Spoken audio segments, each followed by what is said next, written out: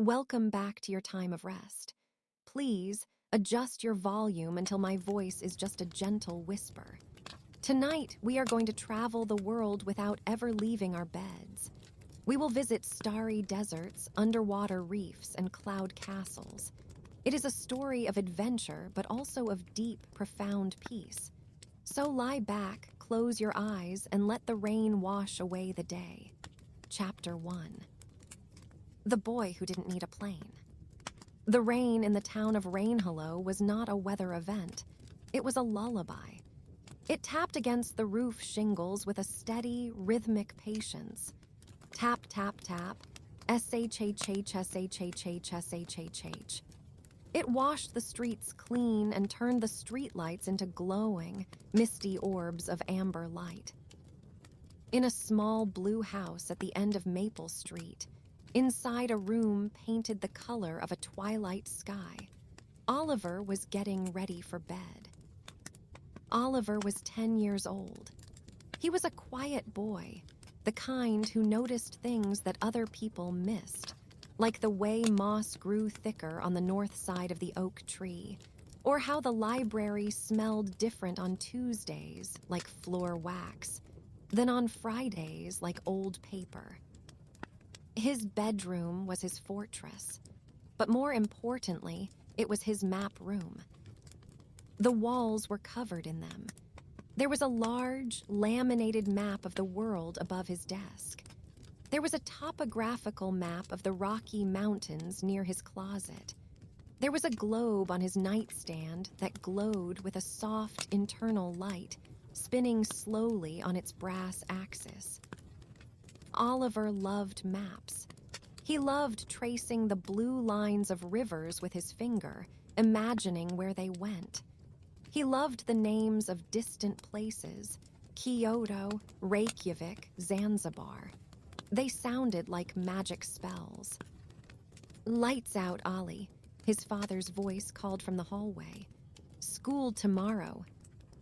"It's okay, Dad," Oliver replied. He climbed into bed. The sheets were flannel, patterned with tiny constellations. He pulled the duvet up to his chin. The house was settling down. He heard the familiar creak of the stairs as his dad went down to verify the front door was locked. He heard the soft hum of the refrigerator from the kitchen below. Oliver closed his eyes. Usually, this was the part where a person drifts into darkness. The thoughts become fuzzy, the body feels heavy, and then blank. But for Oliver, sleep was different. It had started a few months ago, just after his 10th birthday. He didn't fall asleep. He lifted into it. He lay still, breathing in through his nose, out through his mouth. In, out. He listened to the rain. He felt the weight of the blanket. And then the anchor let go. It started with a tingle in his toes, a lightness. It traveled up his legs, lighter than air, lighter than a feather. It moved up his chest. The heaviness of gravity simply evaporated. Oliver opened his eyes. Or rather, his other eyes. His physical body was still there, sound asleep, chest rising and falling in a slow rhythm. He could see himself, a small lump under the star-patterned quilt, messy brown hair fanned out on the pillow. But he, the Oliver that was thinking and seeing, was floating 3 feet above the bed. He did a gentle somersault in the air. It felt like swimming in warm, thick water, but without the resistance. He was weightless. He was invisible. He was free. This was the drift. Oliver paddled through the air toward the window. He didn't need to open it. He passed right through the glass as if it were made of mist. The sensation was cool and tingling, like walking through a fog bank. He was outside. The night air was crisp and smelled of wet asphalt and pine needles. The rain fell through him. He didn't get wet. He just felt the tiny vibrations of the droplets passing through his spectral form. Ping, ping, ping. He floated up, past the gutters, past the chimney where a thin wisp of smoke curled from the fireplace. He rose higher until the blue house looked like a dollhouse. He looked down at Rainhollow. It was beautiful from up here. The town was a grid of sleeping lights. He could see the school, a large brick building dark and silent. He could see the park, where the swings moved slightly in the wind. Oliver turned in the air, orienting himself. Where to tonight? Last week, he had just hovered over his own backyard, watching a raccoon family raid the trash cans. It was funny, but he wanted to go further. He looked at the globe in his mind. Paris? No, too far for a school night. Even in the drift, travel took some effort of will. The ocean, he thought. I want to see the ocean. The coast was only 50 miles away. Oliver leaned forward. He didn't fly like Superman with a fist out. He moved by intention. He simply willed himself to be there, and the world blurred beneath him. He moved fast. The trees became a dark green blur. The highway was a ribbon of gray. He passed over sleeping cows in pastures, over small farmhouses with singular porch lights burning. And then the smell changed. The scent of pine and rain was replaced by the sharp, salty tang of brine and seaweed. The air grew humid and heavy. He slowed down. Below him, the Pacific Ocean churned. It was vast, black, and endless. The white foam of the waves glowed in the starlight, crashing against the jagged rocks of the coast. Crash, hiss. Oliver floated down until he was hovering just inches above the water. He watched the swells rise and fall. It was hypnotic. The ocean was breathing just like a sleeping giant. In, out, in, out. He saw a seal pop its head up from the kelp bed. The seal looked right at him. Animals could sense him in the drift. The seal barked, a soft, wet sound, and splashed back under. Oliver laughed, a sound that was carried only by the wind. He drifted along the beach. He saw a lighthouse in the distance, its beam cutting through the gloom. Sweep, dark, sweep, dark. It was so peaceful. No homework, no chores, no feeling small or quiet. Out here, he was part of the storm and part of the silence. He stayed there for what felt like hours, just watching the tide come in, rearranging the driftwood on the sand. But then he felt the tug. It was a gentle sensation in his solar plexus, like a fishing line being reeled in. It meant his body was waking up. The sun was coming. Time to go, Oliver thought. He didn't have to fly back. The return was instant. He just let go of his will to be here and accepted the pull to be there. Zap. The ocean vanished. The salt smell vanished. He slammed back into his body with a soft thud. Oliver opened his physical eyes. The morning light was gray and soft, filtering through the curtains. The rain had stopped, replaced by the chirping of a robin. He stretched his arms. His body felt heavy, wonderfully heavy and rested. Usually, people wake up groggy, but dream traveling energized him. It was as if his soul had been recharged by the ocean's spray. He sat up and looked at the globe on his nightstand. He spun it until his finger landed on the coastline. "I was there," he whispered to the empty room. "Oliver, breakfast!" His mom yelled from downstairs. The smell of bacon and pancakes drifted up. the anchor of the real world. Oliver threw off the covers. He felt good. Today was a school day. Today they had a math test, but it didn't matter. Because tonight he was going to figure out how to get to the pyramids. But first, he had a bigger problem to solve. He walked to his window and looked down at the backyard. It was empty, just grass and a fence. It needed a dog, a specific dog. He had asked his parents 100 times. No, his dad had said. Too much responsibility. No, his mom had said. Too much fur. Oliver smiled a secret smile. They said no in the waking world, but people were much more open-minded when they were dreaming. Tonight, he wouldn't go to the ocean. Tonight, he would go down the hall to the master bedroom. Tonight, Operation Puppy would begin. Operation Golden Retriever. The following night, the rain had stopped.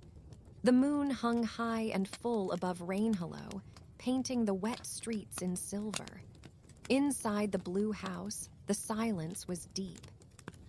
It was 11:30 p.m., the magic hour. Oliver lay in his bed, practicing his breathing. In, hold, out. He felt the familiar lightness take hold. The anchor of gravity slipped away and his spirit drifted up, untethered. He hovered over his bed for a moment, adjusting to the weightlessness. Tonight, he wasn't going to the ocean. Tonight, his journey was much shorter, but far more important. He floated toward his bedroom door. In the drift, wood was like smoke. He passed through the door and into the hallway. The hallway at night was a different world. The family photos on the walls seemed to watch him with kind eyes.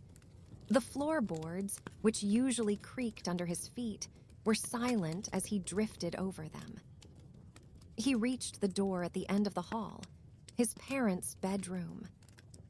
He paused. Entering another person's dream space was tricky. It required quietness. You couldn't just barge in, you had to slip in like a whisper. He passed through the door. The room was dark, lit only by a sliver of moonlight coming through the blinds. His father, David, was snoring softly, a rhythmic hugh-hh sound. His mother, Ellen, was curled on her side, breathing deeply. But Oliver didn't look at their bodies. He looked at the air above them. Hovering over his father's head was a shimmering, translucent cloud. It looked like a soap bubble the size of a beach ball, swirling with faint colors, greens and blues. This was the dream. Oliver floated closer. He made himself small, condensing his energy. He leaned forward and gently pressed his face against the surface of the bubble. Pop. He was inside. The darkness of the bedroom vanished instantly. Oliver found himself standing in a vast, perfectly manicured garden. The grass was incredibly green and cut to an exact height of 2 inches. The sun was shining brightly, a perfect yellow circle in a blue sky. His dad was there. He was wearing his favorite plaid shirt and holding a garden hose. He looked happy, watering a row of giant, prize-winning tomatoes. Look at these beauties, his dad muttered to himself, admiring a tomato the size of a basketball. It was a nice dream, peaceful, but it was missing something. Oliver, invisible in the dreamscape, focused his will.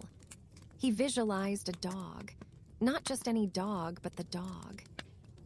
He imagined a golden retriever puppy, about 3 months old, paws a little too big for its body, ears soft as velvet, fur the color of toast, a tail that wagged at 100 miles an hour. "The pier," Oliver whispered. From behind a tomato plant, the puppy trotted out. "Yip." His dad turned around, surprised. "Well, hello there. Where did you come from?" The dream puppy didn't answer. It just bounded over, tripping over its own paws, and landed at David's feet. It rolled onto its back, exposing a soft, fuzzy tummy, asking for a rub. David hesitated. In waking life, he would worry about allergies or muddy paws. But here, in the golden logic of the dream, he just smiled. He knelt down. "Aren't you a good boy?" He rubbed the puppy's belly. The puppy kicked its leg in delight. David laughed, a true, deep belly laugh that Oliver hadn't heard in a while due to his dad's stress at work. "You're a helper, aren't you?" David said, picking up a tennis ball that Oliver conveniently materialized on the grass. "Go long." He threw the ball. The puppy chased it, ears flopping in the wind. Oliver watched for a moment, making sure the image stuck. The feeling of joy, the feeling of companionship. He let the scene settle into his father's subconscious like a seed in soil. Good, Oliver thought. Now for Mom. He stepped backward, out of the green garden, and floated back into the dark bedroom. He turned to his mother. Her dream cloud was different. It was purple and fast-moving, swirling with papers and lists. Mom was an event planner, and her dreams were often busy. Oliver slipped into her bubble. He was in a grand ballroom. Tables were set for a wedding, but everything was going wrong. The napkins were flying away like birds. The cake was leaning like the Tower of Pisa. His mom was standing in the center, looking stressed, holding a clipboard. "Oh no, the ribbons are the wrong shade of lavender," she worried. Oliver floated down. He needed to change the mood. He needed to bring calm. He visualized the puppy again. But this time, the puppy wasn't playful. It was calm. It was wearing a tiny, respectful bow tie. The puppy trotted up to his mom and sat down politely at her feet. It let out a soft woof. Ellen looked down. The frantic energy of the dream paused. "Oh," she said, her shoulders relaxing. "Who are you?" The puppy looked up at her with big, soulful brown eyes. It nudged her hand with a wet nose. Ellen dropped the clipboard. She crouched down and wrapped her arms around the dog. The puppy's fur was warm and solid. The flying napkins slowed down and settled on the tables. The leaning cake straightened up. The presence of the dog anchored the dream. It chased away the anxiety. "You're just what I needed," Ellen whispered into the soft fur. "Just a soft moment." Oliver smiled. He poured a little extra feeling into the scene, the smell of puppy shampoo, the warmth of a heartbeat against her chest. "Remember this," Oliver whispered to the dream. "Remember how nice it feels." He backed out of the bubble. He was back in the quiet bedroom. The parents slept on. But now, the rhythm of their breathing seemed slightly lighter, slightly happier. Oliver drifted out of the room, down the hall, and back into his own body. Thump. He woke up the next morning to the smell of coffee. He walked downstairs to the kitchen. His dad was sitting at the table, reading the paper. His mom was packing lunches. "Morning, Ollie," his dad said. He looked refreshed. "Morning, Dad. Sleep okay?" "Actually, yes," David put down the paper. "Had the strangest dream. I was gardening, but I don't know, I felt really good, like I had a helper." He took a sip of coffee and looked at the empty spot on the kitchen rug where a dog bowl might go. He stared at it for a second longer than usual. "Ellen," David said suddenly, "did you ever have a dog growing up?" "I did," Mom smiled, slicing an apple. "A spaniel, why?" "Nothing," David shrugged, but a small smile played on his lips. "Just thinking, it might be nice to have some company in the garden." Oliver ate his cereal, hiding a triumphant grin behind his spoon. The seed was planted. It would take a few more nights of inception, maybe a trip to a dream pet store, but the resistance was crumbling. Operation Golden Retriever was a go. The Stone Crown. The school in Rainhollow was a sturdy brick building that smelled of chalk dust, floor wax, and damp raincoats. It was a good school, but on Tuesday afternoon, room 4B felt very small. Mrs. Gable stood at the chalkboard, holding a long wooden ruler. She was drawing a map of Italy. It looked a bit like a boot that had been stepped on. "The Colosseum," Mrs. Gable droned, her voice blending with the sound of rain against the windows, "was completed in 80 AD. It is built of travertine limestone and tuff. It could hold nearly 50,000 spectators." She tapped the ruler against a poster on the wall. The poster showed a flat, faded photograph of the Colosseum under a bright, harsh sun. "It is 189 meters long," she continued. "Please write that down. 189.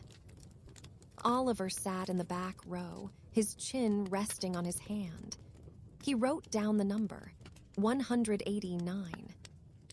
It was just a number. It didn't mean anything. It was dry and flat, like the paper it was written on. Oliver looked at the poster. He tried to imagine the building not as a picture, but as a place. What did the stone feel like? What did the air smell like inside those arches? The bell rang, saving the class from more dimensions. "Tomorrow," Mrs. Gable called out as they packed their bags, "I want everyone to write 3 facts about the architecture. Interesting facts, please, not just the dates." Oliver walked home under his yellow umbrella. He jumped over puddles, watching his reflection ripple. Interesting facts, he thought. I can do that. That night, the anticipation made it hard to settle down.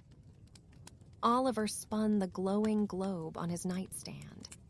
His finger traced the blue expanse of the Atlantic Ocean, moved past the United Kingdom, drifted south over the jagged bumps of the Alps, and landed on the shin of the Italian boot. Rome. "Okay," he whispered. "Let's go to school." He lay back. He performed his ritual. Breathe in the quiet, breathe out the heavy. The transition came quickly tonight. He was getting better at it. One moment he was a boy in flannel pajamas. The next, he was a spark of consciousness floating above the duvet. He didn't hesitate. He turned toward the window and pushed through the glass. He shot up into the night sky, higher than he had ever gone before. Rainhollow became a grid of lights, then a small glowing patch, then disappeared under the clouds. He flew east. Crossing the continent took time, but in the drift, time was elastic. He saw the lights of Chicago like a golden spiderweb. He saw the dark, rolling waves of the Atlantic, illuminated by the moonlight reflecting off the clouds. Then the land appeared again, Europe. He dipped lower. The air grew warmer. The smell of rain and pine was replaced by something drier, dustier. He smelled cypress trees and old earth. Below him, a city sprawled across 7 hills. It wasn't a grid like Rainhollow. It was a maze of winding streets, terracotta roofs, and domes that glowed pale in the starlight. And there, in the center, sat the crown. The Colosseum looked different at night. It didn't look like the tourist photos. It looked like a giant, broken bowl made of moonlight and shadows. Oliver floated down. He hovered right in the center of the arena. The floor was gone, revealing the maze of underground tunnels beneath, but the towering walls still reached for the sky. It was silent. A deep, heavy silence that held 2,000 years of secrets. Oliver drifted toward the massive stone arches. He reached out with his spectral hand. He expected the stone to be cold, but it wasn't. The travertine limestone was warm. It had baked in the Roman sun all day, and now, at night, it was releasing that heat back into the air. It felt like touching a living thing. The stone was rough, pitted with tiny holes from age and weather. He floated through an archway. The smell hit him then. It wasn't just dust. Growing in the cracks between the massive stones were tiny plants. Wild mint, calamint, capers. They released a sharp, spicy fragrance into the warm night air. It smelled of sage and history. Oliver wasn't alone. Sitting on a fallen column, bathed in a beam of moonlight, was a cat. It was a black cat, sleek and well-fed, with eyes like 2 gold coins. Rome is famous for its stray cats, the guardians of the ruins. The cat looked up, its ears swiveled. It saw Oliver. Unlike the seal in the ocean, the cat didn't bark or hide. It simply blinked slowly. It stretched its front paws, extending its claws into the ancient stone, and let out a rumble of a purr. "Welcome," the cat seemed to say. "This is my house, but you can look." Oliver floated next to the cat. He sat or hovered on the column. Together, the boy and the cat looked out over the empty arena. Oliver noticed the way the moonlight cast long, sharp shadows through the arches, turning the building into a giant sundial. He noticed how the sound of the modern city, the distant Vespas and cars, was muffled by the thick walls, creating a bubble of ancient quiet inside. He noticed the texture of the iron clamps that used to hold the stones together, now just rusted holes. He soaked it all in. The warmth, the mint, the cat, the weight of the place. After a long time, the tug in his stomach began. The sun was rising in Rainhollow. "Goodbye," Oliver whispered to the cat. The cat blinked again, a slow, wise gesture. Oliver let the pull take him.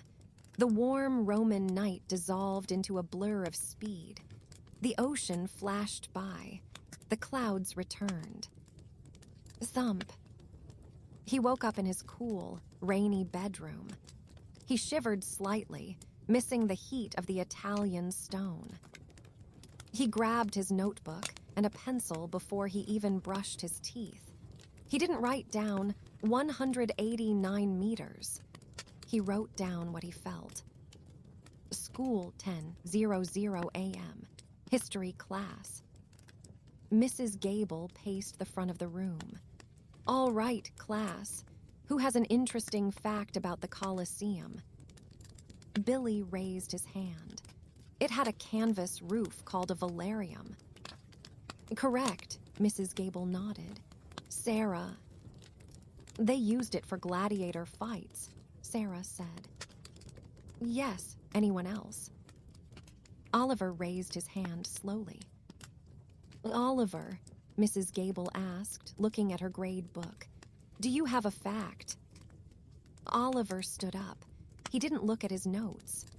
He remembered the feeling of the limestone under his hand. "The stones stay warm at night," Oliver said quietly. "Even when the air gets cool, the travertine holds the heat from the sun. So if you touch the walls at midnight, they feel like a warm loaf of bread." The class was silent. Mrs. Gable blinked. "And," Oliver continued, "it doesn't smell like a dusty museum. It smells like wild mint and sage, because herbs grow in the cracks of the upper levels. And the cats sleep on the broken columns because they like the warmth of the stone." He sat down. Mrs. Gable stared at him for a long moment. She lowered her ruler. "That is incredibly specific, Oliver," she said, her voice softer than usual. "I visited Rome 20 years ago on my honeymoon, and I remember the smell of the wild mint. I had forgotten that until just now." She smiled at him, a real smile, not a teacher smile. "That was a wonderful description. It sounded like you were there." Oliver smiled back, looking at the rain streaking the classroom window. "I have a good imagination," he said. He opened his geography book. The next chapter was about the Amazon rainforest. Oliver looked at the picture of the dense green canopy and the winding river. He wondered what the rainforest sounded like at night. He wondered if there were monkeys that would watch him from the branches. He couldn't wait for bedtime. The Anchor with Pause. Saturday morning arrived in Rainhollow with a rare and beautiful event: sunshine. The clouds had parted just enough to let beams of pale, buttery light stream through the kitchen windows. Dust motes danced in the air, swirling like tiny galaxies. The smell of blueberry pancakes filled the house, a scent that meant weekend and no school. Oliver sat at the kitchen table, drowning his pancakes in syrup. He watched his parents closely. The inception had been working. For the last 3 nights, he had visited their dreams, planting images of walks in the park, of a warm weight at the foot of the bed, of a happy tail thumping against the floor. David was sipping his coffee, looking at the local newspaper. He wasn't looking at the sports section. He was looking at the community announcements. "You know," David said casually, not looking up, "there's an adoption fair at the town square today. The local shelter is bringing out the new litters." Ellen stopped washing a dish. She dried her hands on a towel. "Is that so?" "Might be nice to just walk around," David continued, turning the page a little too quickly. "Get some fresh air, since it's sunny." "I suppose," Ellen said. She looked at the empty spot on the rug again. "It has been a bit quiet around here lately. Maybe looking wouldn't hurt." Oliver took a bite of his pancake to hide his grin. Hook, line, and sinker. "I'll get my shoes," Oliver said. The town square of Rainhollow was bustling. People were out enjoying the break in the rain. There were stalls selling honey and beeswax candles, a musician playing a guitar, and kids chasing bubbles. But the main attraction was the large tent in the center, Rainhollow Animal Rescue. As they approached, the sound of barking and yipping filled the air. It was a chaotic, happy sound. Oliver's parents walked a bit stiffly at first. They were practical people. They were thinking about vet bills and muddy paw prints. But then they entered the tent. There were cages with older dogs, looking wise and hopeful. There were boxes of kittens mewing like tiny sirens. And then, in a playpen near the back, there was him. Oliver didn't need to point. He hung back, letting his parents make the discovery. "Oh, look at that one," David said, his voice dropping an octave, becoming soft. Inside the pen, a golden retriever puppy was wrestling with a squeaky toy. He was exactly as Oliver had crafted him in the dreamscape. His fur was the color of perfectly toasted bread. His ears were oversized and floppy. His paws were giant, promising that he would grow into a big, sturdy dog. As David approached the pen, the puppy stopped chewing. He looked up. He didn't bark. He didn't jump. He just trotted over to the mesh fence, sat down, and tilted his head. He looked at David with a recognition that shouldn't have been possible. "I know you," the puppy's eyes seemed to say. "We played ball last night." David reached his hand over the fence. The puppy licked his fingers gently. "Ellen," David whispered, "come see this." As Ellen walked over, the puppy looked at her. He gave a small, polite woof, just like in her dream about the wedding. He sat down and waited. "He's so calm," Ellen said, reaching out to stroke the velvet-soft ears. "He's not jumping or nipping. He's such a gentleman." "He looks like he belongs," David said. He looked at Oliver. "What do you think, Ollie?" As Oliver walked up, he looked at the puppy. The puppy looked back, and in that moment, Oliver felt a distinct tug. Not the tug of his body waking up, but a new kind of connection. A silver thread of empathy snapping into place between the boy and the dog. The puppy knew. Animals always knew. "I think he's been waiting for us," Oliver said simply. The drive home was different. The car felt fuller. Sitting in the backseat next to Oliver was a warm, wiggling bundle of fur. The puppy had fallen asleep instantly, his head resting heavily on Oliver's thigh. "What should we name him?" Mom asked from the front seat. "Buddy, Max." "No," Oliver said, stroking the soft fur between the puppy's ears. "He needs a traveler's name." He looked at the puppy, then out the window at the sky. "Atlas," Oliver said, "like the map book." "Atlas," Dad tested the word. "Atlas the retriever. Holding up the world, or at least holding up a tennis ball. I like it." That night, the blue house on Maple Street felt complete. There was a new sound in the house, the click-click-click of claws on hardwood.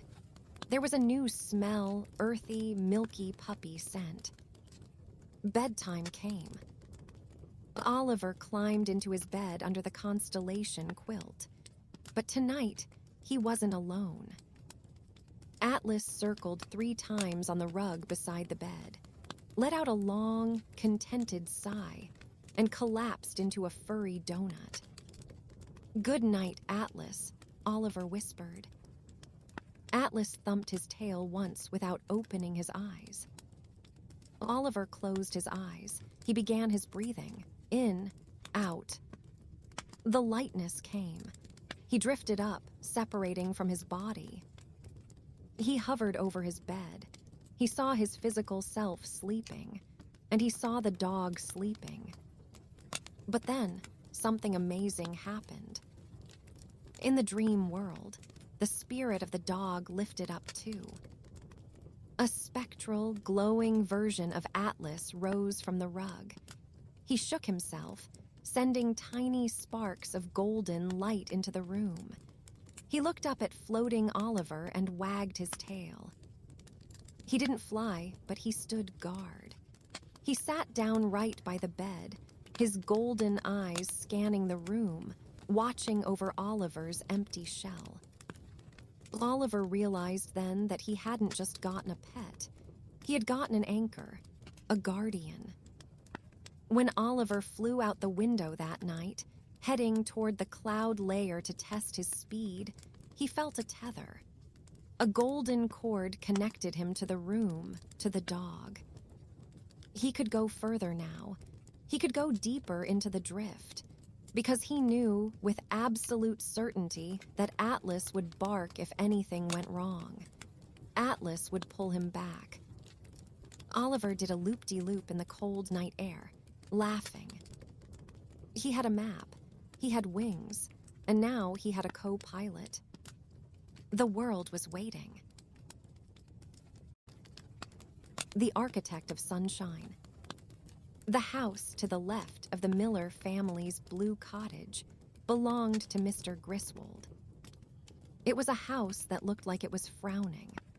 The paint was a peeling shade of slate gray. The blinds were always drawn tight, and the front yard was dominated by a large, thorny hedge that seemed to say, "Keep out." Mr. Griswold himself matched the house. He was an older man with a face full of deep lines, like a map of difficult terrain. He walked with a heavy, shuffling step, always looking at the ground. If a ball rolled onto his lawn, he wouldn't throw it back. He would just stare at it until the children felt guilty and ran away. Oliver watched him from his bedroom window. "He looks like a storm cloud," Oliver whispered to Atlas. Atlas, who was chewing on a rubber bone, paused and looked out the window. He let out a low, sympathetic whine. Dogs are excellent judges of sadness, and Mr. Griswold smelled overwhelmingly sad. That Tuesday, it rained particularly hard in Rainhollow. The sky was the color of a bruise. Oliver saw Mr. Griswold collecting his mail. The old man was soaked, struggling with a broken umbrella. He looked defeated. He didn't even try to fix the umbrella. He just let the rain hit him. Oliver felt a pang in his chest. It was the same feeling he had when he saw the lonely seal in the ocean. He needs a vacation, Oliver decided. That night, the mission was set. Bedtime rituals were performed, teeth brushed, Atlas walked, lights out. Oliver climbed under the quilt. Atlas hopped up onto the rug, circled 3 times, and settled into his role as the Golden Guardian. His soft snoring was the metronome for Oliver's departure. In, out, lift. Oliver floated up. He hovered for a moment, checking his tether.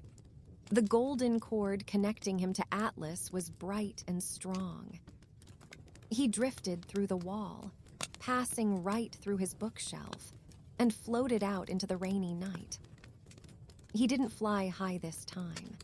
He just floated across the side yard, over the fence, and toward the slate-gray house.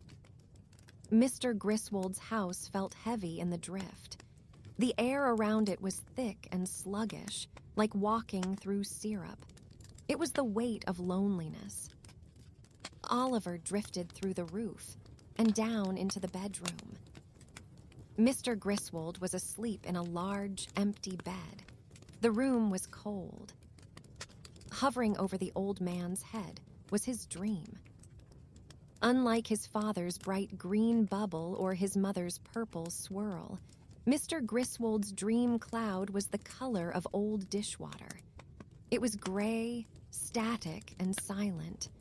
It looked like a ball of fog. Oliver hesitated. Entering a sad dream was harder than entering a happy one. It felt cold against his spectral skin. But he remembered the broken umbrella. He remembered the slump of the man's shoulders. Oliver pressed his hand against the gray fog and pushed. Whoosh. He was inside. He found himself standing in a long, endless hallway. The walls were made of gray concrete. There were no windows. The air was damp and chilly. Mr. Griswold was there. He was wearing his raincoat. He was walking down the hallway, looking at doors, but every door he tried was locked. Rattle, locked, rattle, locked. I can't find it, the dream Griswold muttered, his voice echoing. I can't find the way out. It was a loop, a dream of being trapped, a dream of looking for something that wasn't there. Oliver floated near the ceiling, invisible. He felt the despair radiating off the walls. This wasn't a nightmare with monsters. It was a nightmare of nothingness. This won't do, Oliver thought. He closed his eyes in the dreamscape. He summoned his mental map. He remembered a book he had read about Hawaii. He remembered the pictures of the Na Pali coast. He remembered the descriptions of the sand, warm, golden, soft. He opened his eyes and pointed at the gray concrete wall. Change, he commanded. At first, nothing happened. The gray was stubborn. Oliver focused harder. He pulled on the memory of the sun he had seen in Rome. He pulled on the feeling of his warm bed. He threw a ball of golden light at the wall. Crack. The concrete wall didn't break. It dissolved. It melted away like mist burning off in the morning sun. Beyond the wall was not another hallway, but a beach. The sound of the ocean rushed in, drowning out the rattling of the door handles. Whoosh. Crash. Warm, yellow light flooded the hallway. The gray floor turned into soft, white sand. The ceiling turned into a brilliant azure sky. Mr. Griswold stopped rattling the door. He turned around, shielding his eyes from the sudden brightness. The raincoat melted away, replaced by a colorful, flowery shirt. Oliver wasn't done. He added details. He added a palm tree swaying in a gentle breeze. He added a small table with a glass of iced tea with a little umbrella in it. And just for good measure, he added a ukulele playing softly in the distance. Mr. Griswold took a step onto the sand. He looked confused, but then his face relaxed. The deep lines smoothed out. He sat down in a beach chair that Oliver materialized. He took a sip of the tea. Ah, Mr. Griswold sighed. That's better, that's much better. The gray fog of the dream was gone, burned away by the artificial sun. The loop was broken. Oliver watched for a moment longer. He saw the old man lean back and close his eyes, listening to the waves. He looked peaceful. He looked like he was finally resting. Job done, Oliver thought. He backed out of the dream, leaving the tropical paradise spinning in the bubble over the old man's head. He floated back to his own house, feeling lighter than ever. Healing someone else felt different than just exploring. It felt like fixing a broken map. The next morning, the rain in Rainhollow had turned to a light drizzle. Oliver walked out the front door to head to the bus stop.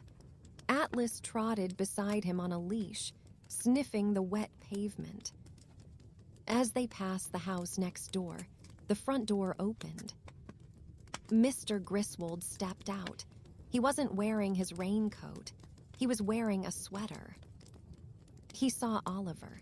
Usually he would scowl and turn away. But today, Mr. Griswold stopped. He looked at the sky, then at Oliver. "Morning," Mr. Griswold grunted. It was rusty, but it was a greeting. "Good morning, Mr. Griswold," Oliver said cheerfully. The old man looked at Atlas. "Nice dog you got there." "Thanks. His name is Atlas." "Atlas," Griswold nodded. "Strong name." He paused, looking a bit dazed, like someone trying to remember a song. "Had the strangest dream last night," Mr. Griswold muttered, almost to himself. "I was somewhere warm, Never been there, but it felt like I stayed for a week. Woke up feeling.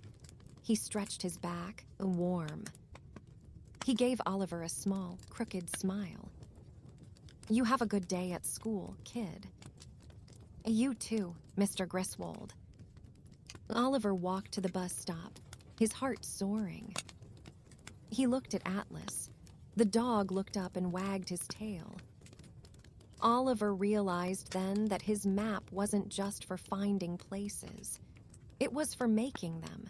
He wasn't just a dreamwalker. He was a dream architect. And tonight he wondered what he could do for Mrs. Gable, the teacher who always looked so tired carrying her heavy bag of papers. Maybe she needed to visit the Library of Alexandria, or maybe she just needed to fly. The world was wide, and the night was long, and Oliver had the keys to all the doors. The lights at the edge of the world. Friday night arrived with a stillness that felt like a held breath. The clouds over Rainhollow had finally cleared completely, leaving a sky polished clean by the week's rain. It was a vast, velvet dome scattered with stars that twinkled like diamond dust. In the blue house on Maple Street, the week was done. The homework was finished. The chores were complete. The world was quiet. Oliver lay in his bed, the heavy quilt pulled up to his chin. Beside him, on the rug, Atlas was already asleep. The golden retriever let out a soft woof in his dreams, his paws twitching as if he were chasing a dream rabbit across a dream meadow. Oliver watched him and smiled. He reached down and rested his hand on the dog's head for a moment. "Ready, boy," Oliver whispered. He settled back onto his pillow. He closed his eyes. He performed the ritual that was now second nature. He visualized his body getting heavy, sinking into the mattress like a stone in warm sand. He visualized his spirit getting light, like a balloon straining against a string. In, out, lift. The separation was smooth. Oliver floated up, hovering near the ceiling fan. He felt weightless, energized, and clear. He looked down at the rug. From the sleeping body of the dog, a golden light began to shimmer. It coalesced, brightened, and then, with a silent shake, the astral form of Atlas stood up. He was magnificent. In the waking world, Atlas was a goofy, clumsy puppy. But here, in the drift, he was a being of pure light. His fur glowed like amber. His eyes were intelligent and calm. He wagged his tail, sending ripples of golden energy through the room. He looked up at Oliver and barked, a soundless vibration of joy. "Let's go," Atlas seemed to say, "far." Tonight, there was no specific mission. No parents to convince, no neighbors to heal. Tonight was a celebration. Oliver drifted through the window, and Atlas followed, stepping through the glass as if it were water. They rose into the cold night air. The town of Rainhollow fell away beneath them, becoming a toy village of yellow windows and streetlights. North, Oliver thought, all the way north. They turned their faces toward the pole. They flew faster than they ever had before. It was a magical flight. Below them, the landscape changed. The green forests of the Pacific Northwest gave way to the jagged, snow-capped peaks of the Canadian Rockies. They flew over vast, frozen lakes that looked like mirrors reflecting the moon. They flew over endless forests of black spruce trees, standing silent in the snow. The air grew colder, but in the drift, cold didn't bite. It just felt clean. It felt crisp, like drinking ice water on a hot day. Atlas ran on the air beside Oliver. The dog galloped through the sky, his paws leaving tiny trails of gold dust that dissolved in the wind. He rolled and dived, chasing comets, playing tag with the northern wind. And then they saw it. On the horizon, a green glow began to pulse. It wasn't a city. It was too soft, too alive. The aurora borealis, the northern lights. Oliver slowed down. They drifted closer until they were right underneath the curtain of light. It was breathtaking. Massive ribbons of emerald green, violet, and pale pink hung from the stars. They moved slowly, dancing in a silent, cosmic rhythm. They folded and unfolded, shimmering like silk blowing in a gentle breeze. Oliver stopped. He hung suspended in the black sky, bathed in the green glow. It was so quiet here. The silence of the Arctic was deep and profound. It was a silence that healed. Atlas floated next to him. The dog stopped playing. He sat on the invisible air, watching the lights with solemn awe. Oliver looked around, and then he saw them. Far away to his left, he saw a tiny blue spark floating in the sky. To his right, a faint pink glimmer. Below him, drifting over a glacier, a white light. They weren't stars. They were other dreamwalkers. They were other children, other dreamers from around the world, who had slipped their anchors and come to see the show. They didn't come close. They kept their distance, respecting the quiet. But across the miles of frozen sky, Oliver felt a connection. He waved his hand. Far away, the blue spark dipped and swirled in a friendly greeting. The pink glimmer pulsed brighter for a second. They were saying hello. They were saying, "We see you. You are not alone." Oliver felt a warmth spread through his chest that had nothing to do with temperature. He had always felt a little different in the waking world, a little too quiet, a little too obsessed with maps. But up here, he was part of a tribe of explorers who met in the silence of the night. He stayed there for a long time, letting the green light wash over him, storing the memory of the dancing colors in his heart. But eventually, the inevitable tug began. The faint pull of the silver cord in his stomach.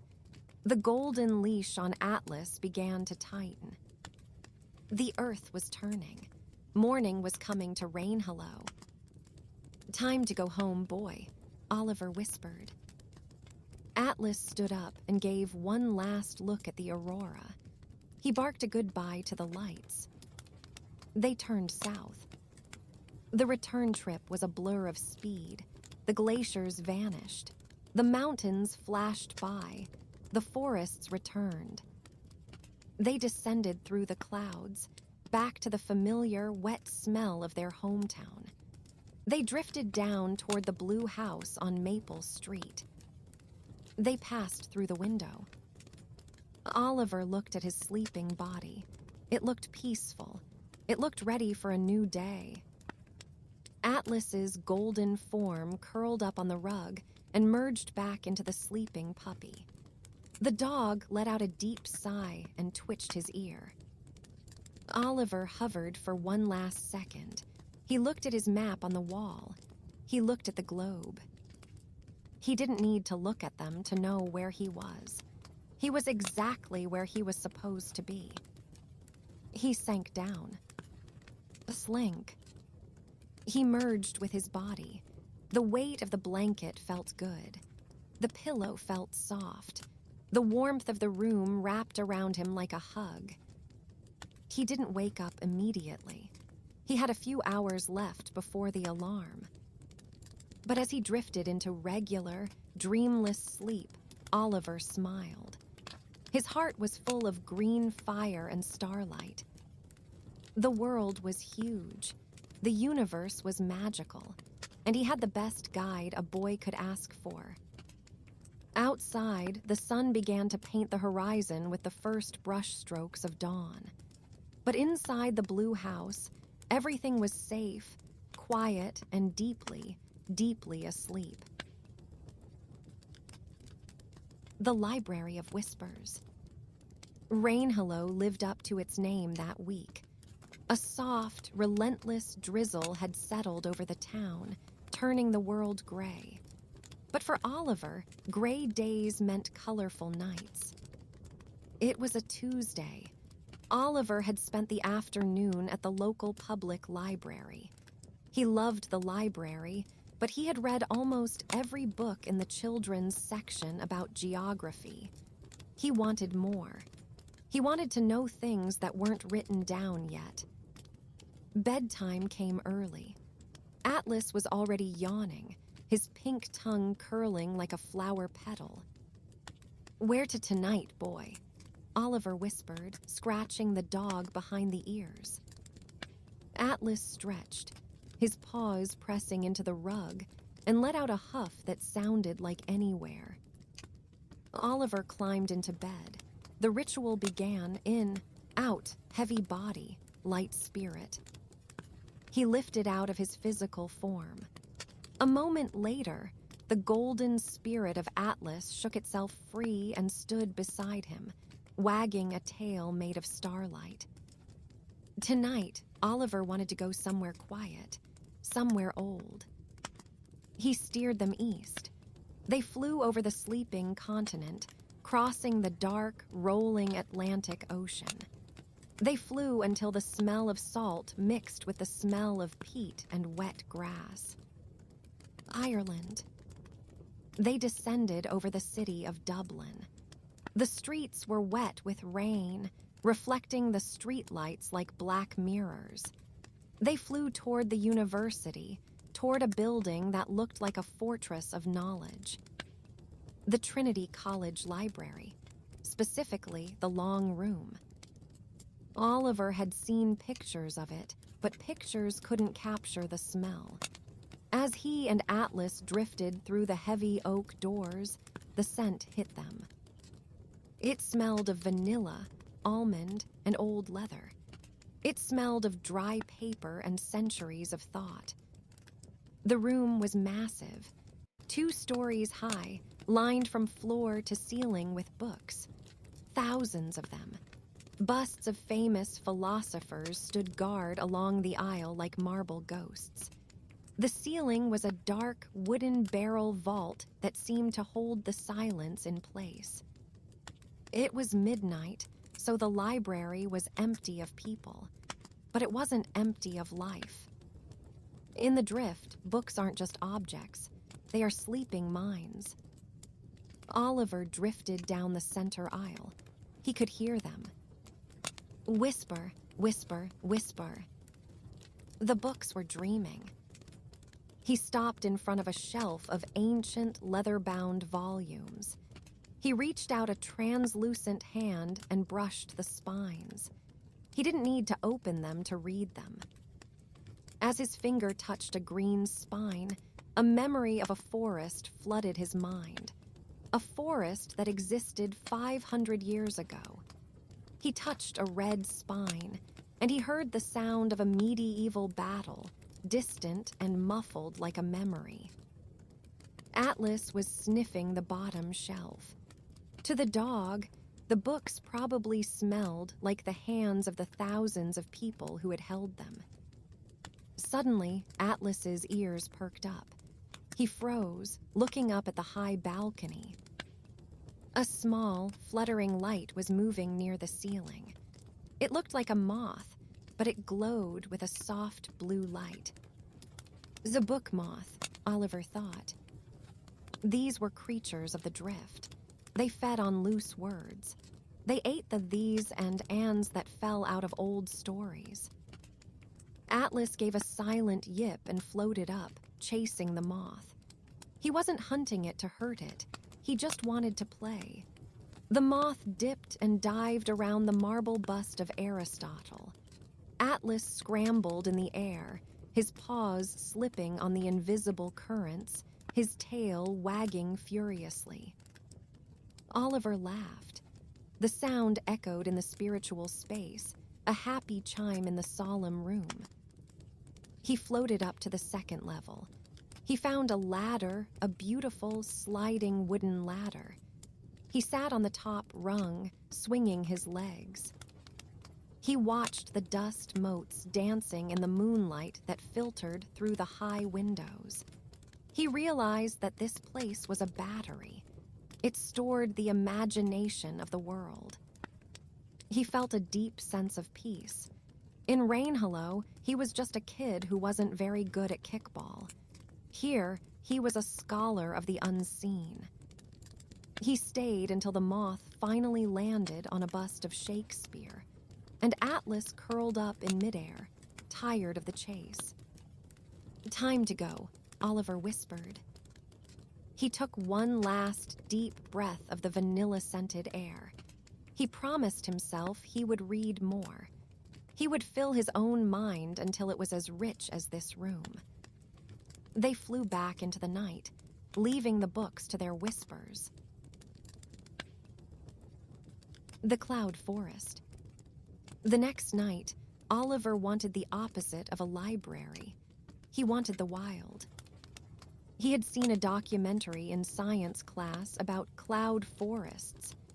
They sounded impossible, forests that lived inside the sky. He and Atlas launched from the bedroom window and turned south. They flew fast, crossing the border, crossing the Gulf of Mexico. The air grew warm and humid. The smell of pine vanished, replaced by the heavy, sweet scent of orchids and wet earth. Costa Rica, Monteverde. They arrived just as a heavy mist was rolling over the mountains.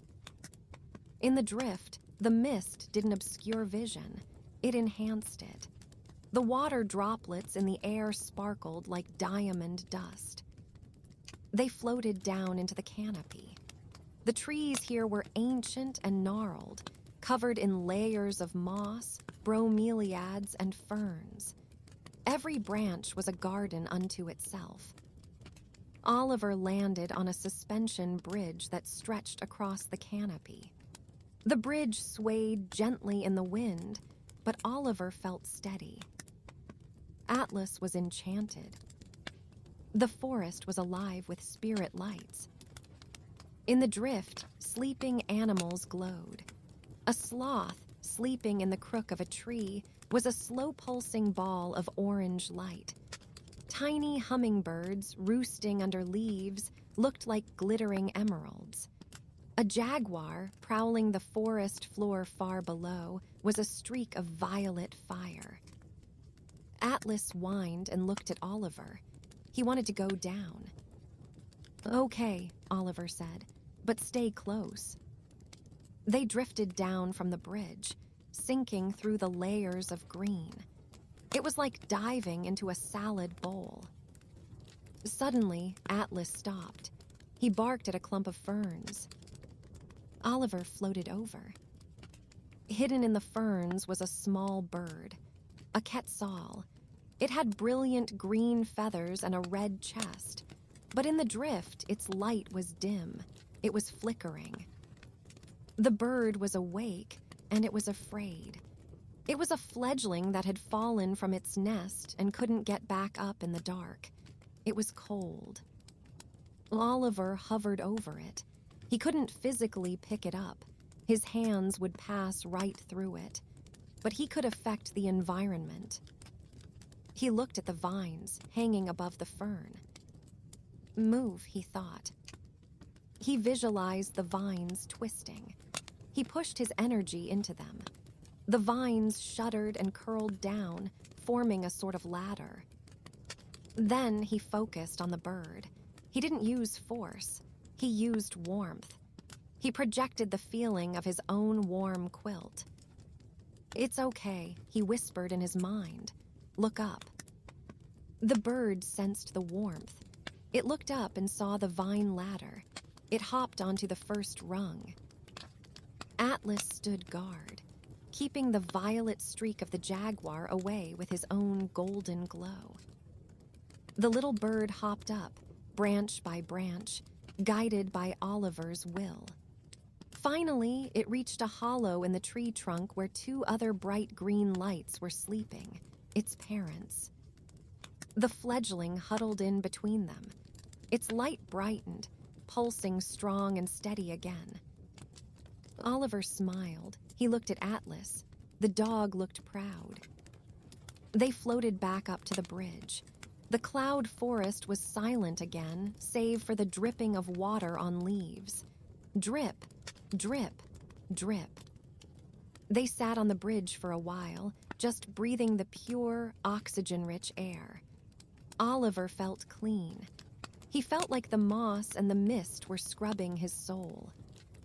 The tug came gently this time. It felt like the forest was politely releasing them.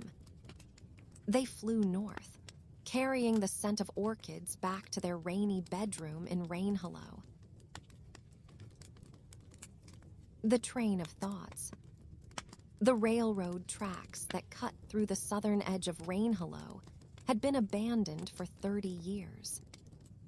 In the waking world, they were a scar of rusted iron and rotting wood, swallowed by blackberry brambles and tall, dry grass. The old station was a shell of red brick, home only to pigeons and graffiti. No train had blown its whistle there since Oliver's father was a boy. But Oliver knew that things which are broken in the day often have a second life in the night. It was a Wednesday, the middle of the week, a time that felt suspended between the beginning and the end. The rain had paused, leaving a thick, heavy fog that blanketed the town. It was a pea soup fog, the kind that muffled sounds and made the streetlights look like distant moons drowning in milk. Oliver lay in his bed. He watched the fog pressing against his window pane. It felt like the whole world had been wrapped in cotton wool. "It's a good night for a ride," he whispered to the darkness. Atlas was already asleep on the rug, his breathing deep and rhythmic. The golden retriever twitched a paw, perhaps running through a dream meadow that was eternally sunny. Oliver closed his eyes. He slowed his heart. In, hold, out, release. He felt the heaviness of his bones sink into the mattress. He felt the lightness of his spirit detach. With a gentle pop, like a cork coming out of a bottle, he floated up.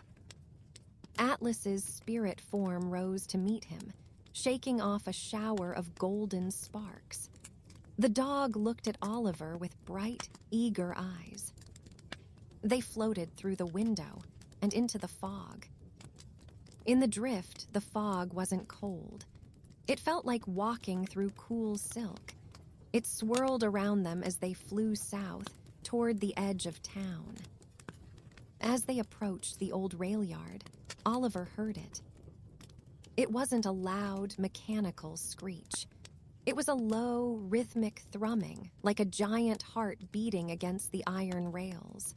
Thrum, thrum, thrum, thrum. And then the whistle. It was a sound made of pure nostalgia, a low, mournful chord that vibrated in Oliver's chest. They broke through the fog bank and saw it. The tracks were no longer rusted. They gleamed like polished silver under the moonlight. The weeds were gone. And standing at the station, puffing clouds of white steam that mixed with the fog, was the train. It was magnificent. It looked like a steam engine from the 1920s, but built of obsidian and glass. It didn't burn coal. The fire in its engine box glowed a soft, pulsing violet. There were no logos on the side, just intricate silver scrollwork that seemed to shift and change if you looked at it too closely. This was the Midnight Express, the train of thoughts. Oliver and Atlas drifted down to the platform. The bricks were new and red. A clock on the wall had no numbers, only symbols: a sun, a moon, a star, an eye. The conductor stood by the open door of the first car. He was a tall figure in a crisp blue uniform with brass buttons. His face was shadowed under the brim of his cap, but Oliver could see a kind smile. He didn't ask for a ticket. He simply tipped his cap. Oliver floated onto the train, Atlas trotting beside him. The interior was warm and smelled of old velvet, hot tea, and ozone. The seats were plush armchairs upholstered in deep crimson fabric. Brass lamps on the tables cast a warm, yellow light.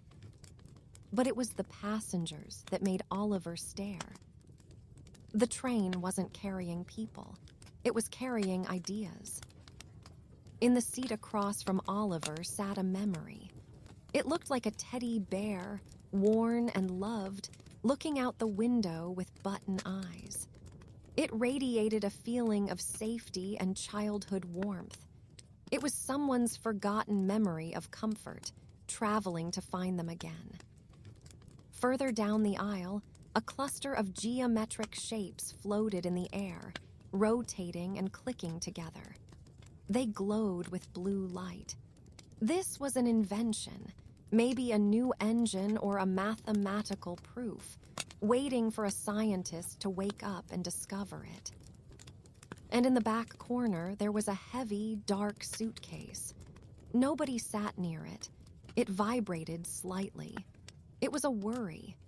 Someone had let go of it in their sleep, and now the train was carrying it away to the dumping grounds of the subconscious.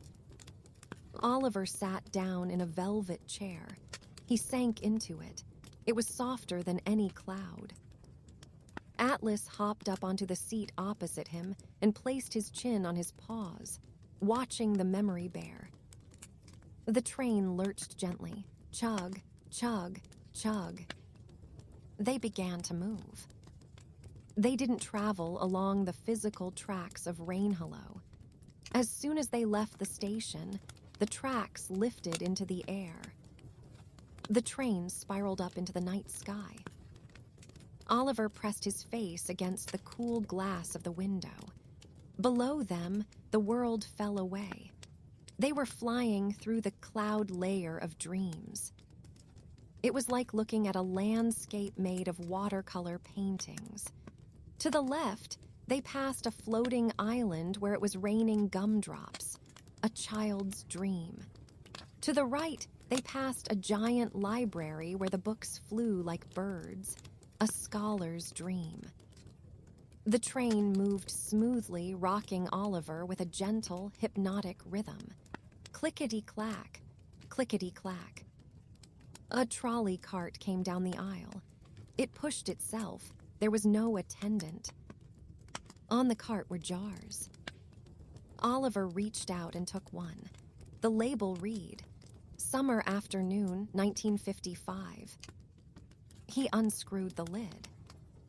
Instantly, the smell of cut grass, lemonade, and sunscreen filled the compartment. He could hear the distant sound of a baseball game on a radio. He could feel the heat of the sun on his skin. It was a bottled memory, pure and distilled. He sniffed it, letting the happiness wash over him, then screwed the lid back on. He put it back. That memory belonged to someone else, maybe an old man dreaming of his youth. It wasn't for Oliver to keep. He looked at Atlas. The dog was staring intently at a floating orb of light that had drifted into the car. The orb was singing a soft melody. It was a song inspiration. Atlas wagged his tail in time with the music. "We can go anywhere," Oliver whispered. The train began to descend.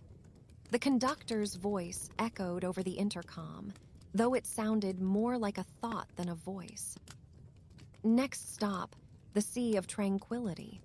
All passengers for deep sleep, please prepare to disembark." Oliver looked out the window. Below them was a vast silver ocean. It wasn't water, it was pure calmness. The waves moved in slow motion. He felt the urge to stay, to ride the train forever, tasting memories and watching dreams float by. But he felt the golden cord in his stomach tighten. The tether. The train slowed. It didn't stop at a station. It simply slowed down enough for a Dreamwalker to jump. Oliver stood up. Atlas jumped down, shaking his fur. They walked to the door at the back of the car. Oliver looked back at the memory bear and the glowing invention. "Safe travels," he whispered. He stepped out into the night air. For a moment, they fell. It was a rush of wind and starlight. Then Oliver willed them to stop. They hovered in the mist. Below them, the train continued on, its violet engine glowing, winding its way through the clouds until it disappeared into the deep purple of the horizon. Oliver and Atlas turned toward home. The descent back to Rainhollow was slow and lazy. They drifted down through the fog, back to the wet roof of the blue house. They slipped through the window. Oliver merged with his body. He felt the heaviness return, but it was a good heaviness. It was the feeling of being grounded after a long journey. As he drifted into true sleep, he could still hear the faint rhythm in his ears. Clickety-clack, clickety-clack. The train of thoughts ran every night, and now he knew how to catch it. The lighthouse keeper. The ocean had called to Oliver on his very first flight, and tonight it called to him again. But this time, he wasn't looking for the shore. He was looking for the light. It was Friday night. The week had been long, filled with math tests and spelling bees. Oliver's mind felt cluttered with numbers and words. He needed space. He needed the horizon. When he lifted from his body, the sensation was particularly crisp. The separation felt clean, like stepping out of a hot shower into cool air. Atlas was ready instantly, bounding in the air, chasing invisible dream motes. To the coast, Oliver projected the thought. They flew west. The flight over the forest was dark. The trees were a black ocean of needles below them. But as they approached the Pacific, the world opened up. The ocean tonight was not stormy. It was an expanse of black velvet, smooth and undulating. The moon was a sliver, barely providing any light. But the darkness didn't matter, because of the lighthouse.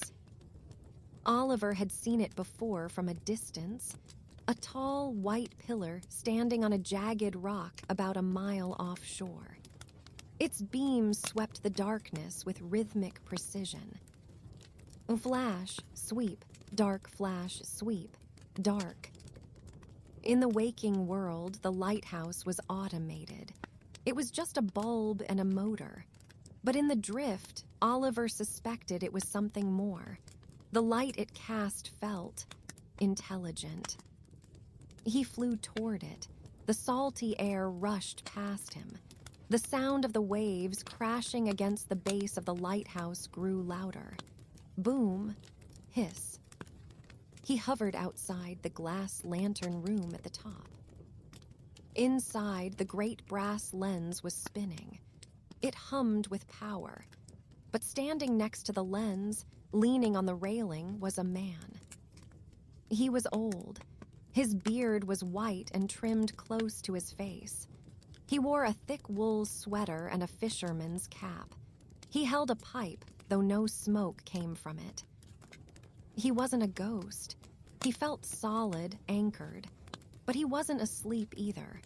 His aura was bright and focused, burning with a steady white light that matched the beacon. Oliver hesitated. He had never met another human in the drift who wasn't dreaming. The old man turned. He looked straight through the glass. He looked straight at Oliver. He smiled. It was a wrinkled, kindly smile like dried fruit. He beckoned with his hand, "Come in." Oliver drifted through the glass. Atlas followed, staying close to Oliver's leg, his hackles slightly raised but his tail wagging tentatively. Inside, it was quiet. The wind was shut out. The only sound was the rhythmic whir-click of the spinning lens. The room smelled of pipe tobacco, old brass, and the sea. "I wondered when you would come closer," the old man said. His voice sounded like rocks tumbling in the surf, rough but gentle. "You can see me?" Oliver asked, his voice echoing in the small space. "I can see anything that shines," the man said. "And you, boy, shine quite brightly. You and your golden shadow there." He nodded at Atlas. Atlas sat down and offered a paw. The man chuckled and shook the spectral paw. "I am Elias," the man said. "I am the keeper." "I'm Oliver. I'm just visiting." "I know," Elias leaned back against the brass railing. "You are a walker, a traveler. There aren't many of you these days. Most people are too heavy to float, too full of lead in their pockets." "Do you fly too?" Oliver asked. "Me, no," Elias shook his head. "I am too old for flying. My job is to stay put. My job is to watch." He gestured to the beam of light sweeping out over the dark ocean. "Do you see?" Elias pointed. Oliver looked. In the beam of light, for just a second, he saw shapes in the water, not seals or whales. He saw swirls of color. He saw fragments of dreams that had drifted out to sea, lost hopes, forgotten nightmares, stray thoughts floating like jellyfish. "The ocean of the subconscious is vast," Elias said softly. "It is easy to get lost there. If a walker flies too far past the continental shelf of the mind, they can forget the way back. They can forget their bodies." Oliver felt a chill. Forget. "The drift is beautiful," Elias warned. "It is seductive. It offers you a world without pain, without gravity. Why would you want to go back to being a small boy with homework and chores?" Oliver thought about his math test. He thought about the rain.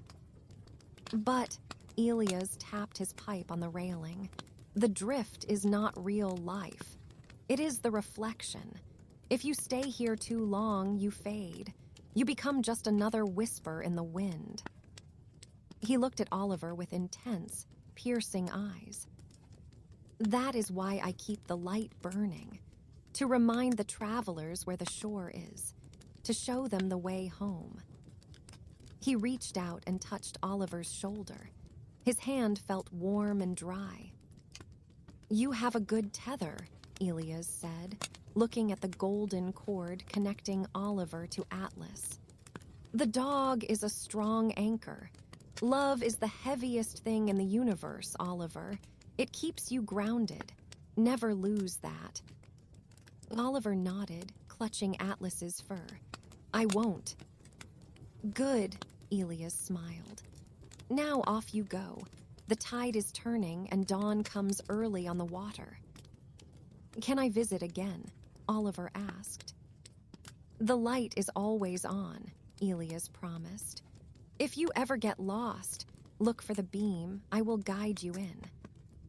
Oliver and Atlas floated up, through the roof of the lantern room. They hovered above the lighthouse for a moment. Below them, the beam swept the dark water. Flash, sweep, dark.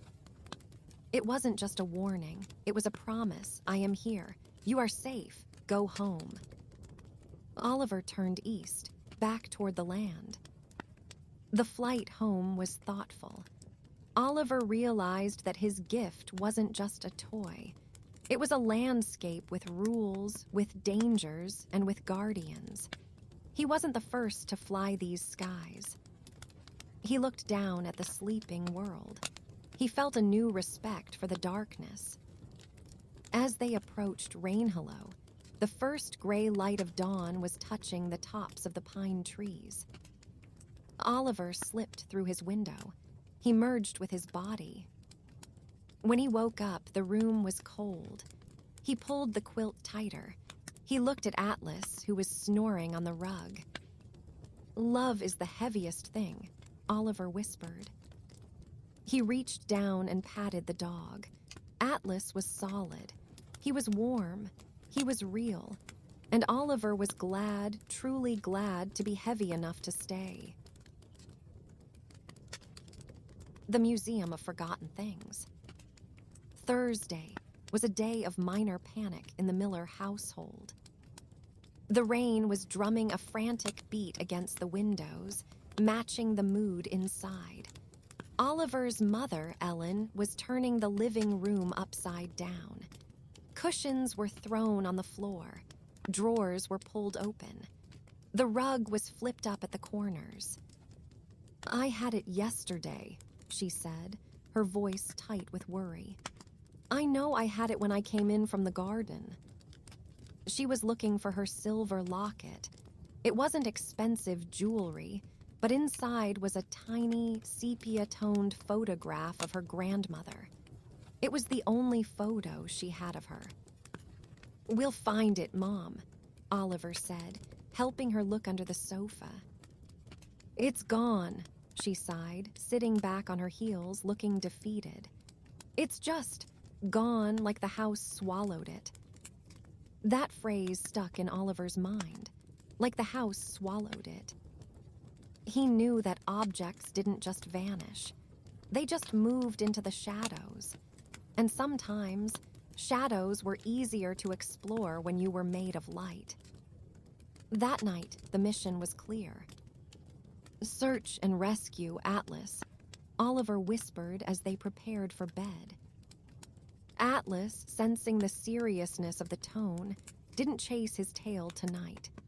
He lay down with a huff, resting his chin on his paws, his golden eyes watching Oliver. Oliver closed his eyes. In, out, release. He slipped out of his body. The world turned silent. He hovered in his room for a moment. He didn't fly out the window this time. Instead, he visualized the concept of lost. He thought about single socks, missing keys, and toys that rolled under beds and never came back.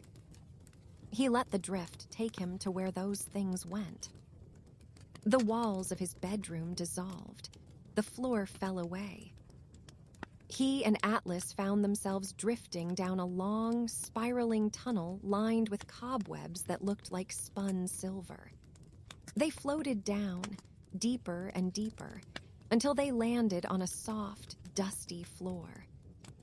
They were in the Museum of Forgotten Things. It was a vast, cavernous space, lit by floating lanterns that cast a warm, amber glow. It looked like the world's biggest attic. Everywhere Oliver looked, there were piles. To his left, a mountain of single socks, striped, polka-dotted wool and cotton. They were all sleeping, waiting for their partners. To his right, a forest of umbrellas. Black ones, colorful ones, broken ones. They opened and closed softly, breathing like jellyfish. Above them, hundreds of keys floated in the air like a flock of metal birds, jingling softly as they bumped into each other. The air smelled of cedar chests, old lavender, and dust. It was a cozy, quiet smell. "Okay, Atlas," Oliver said. "Find the scent." In the drift, objects have an emotional scent. A lost penny smells like copper and indifference. But a lost locket, loved and mourned, smells like heartbreak and rose perfume. Atlas lifted his nose. He sniffed the dusty air. He moved past a pile of lost sunglasses. He trotted around a stack of unread letters. Then his tail gave a sharp wag. He let out a soft woof. He started to run. Oliver floated after him. They weaved through the maze of lost items. They passed a teddy bear missing an eye who waved at them, and a bicycle with a flat tire leaning against a stack of old newspapers. Atlas stopped at the base of what looked like a giant, wooden cliff. Oliver looked up. It wasn't a cliff. It was the backside of a massive piece of furniture. It looked like the heavy oak dresser in his parents' bedroom, but magnified 10 times. Atlas was pawing at the ground near the cliff. There, tucked into a dark crevice between the floorboards and the wood, was a faint, silver glimmer. It was the echo of the locket. In this realm, Oliver couldn't pick it up. He tried to reach for it, but his hand passed through the silver metal like smoke. The locket belonged to the waking world. It was only its location that was reflected here. But Oliver saw exactly where it was. It wasn't lost in a magical void. It had fallen behind the dresser, wedged against the baseboard where a flashlight beam couldn't reach. "Good boy," Oliver whispered, scratching Atlas's glowing ears.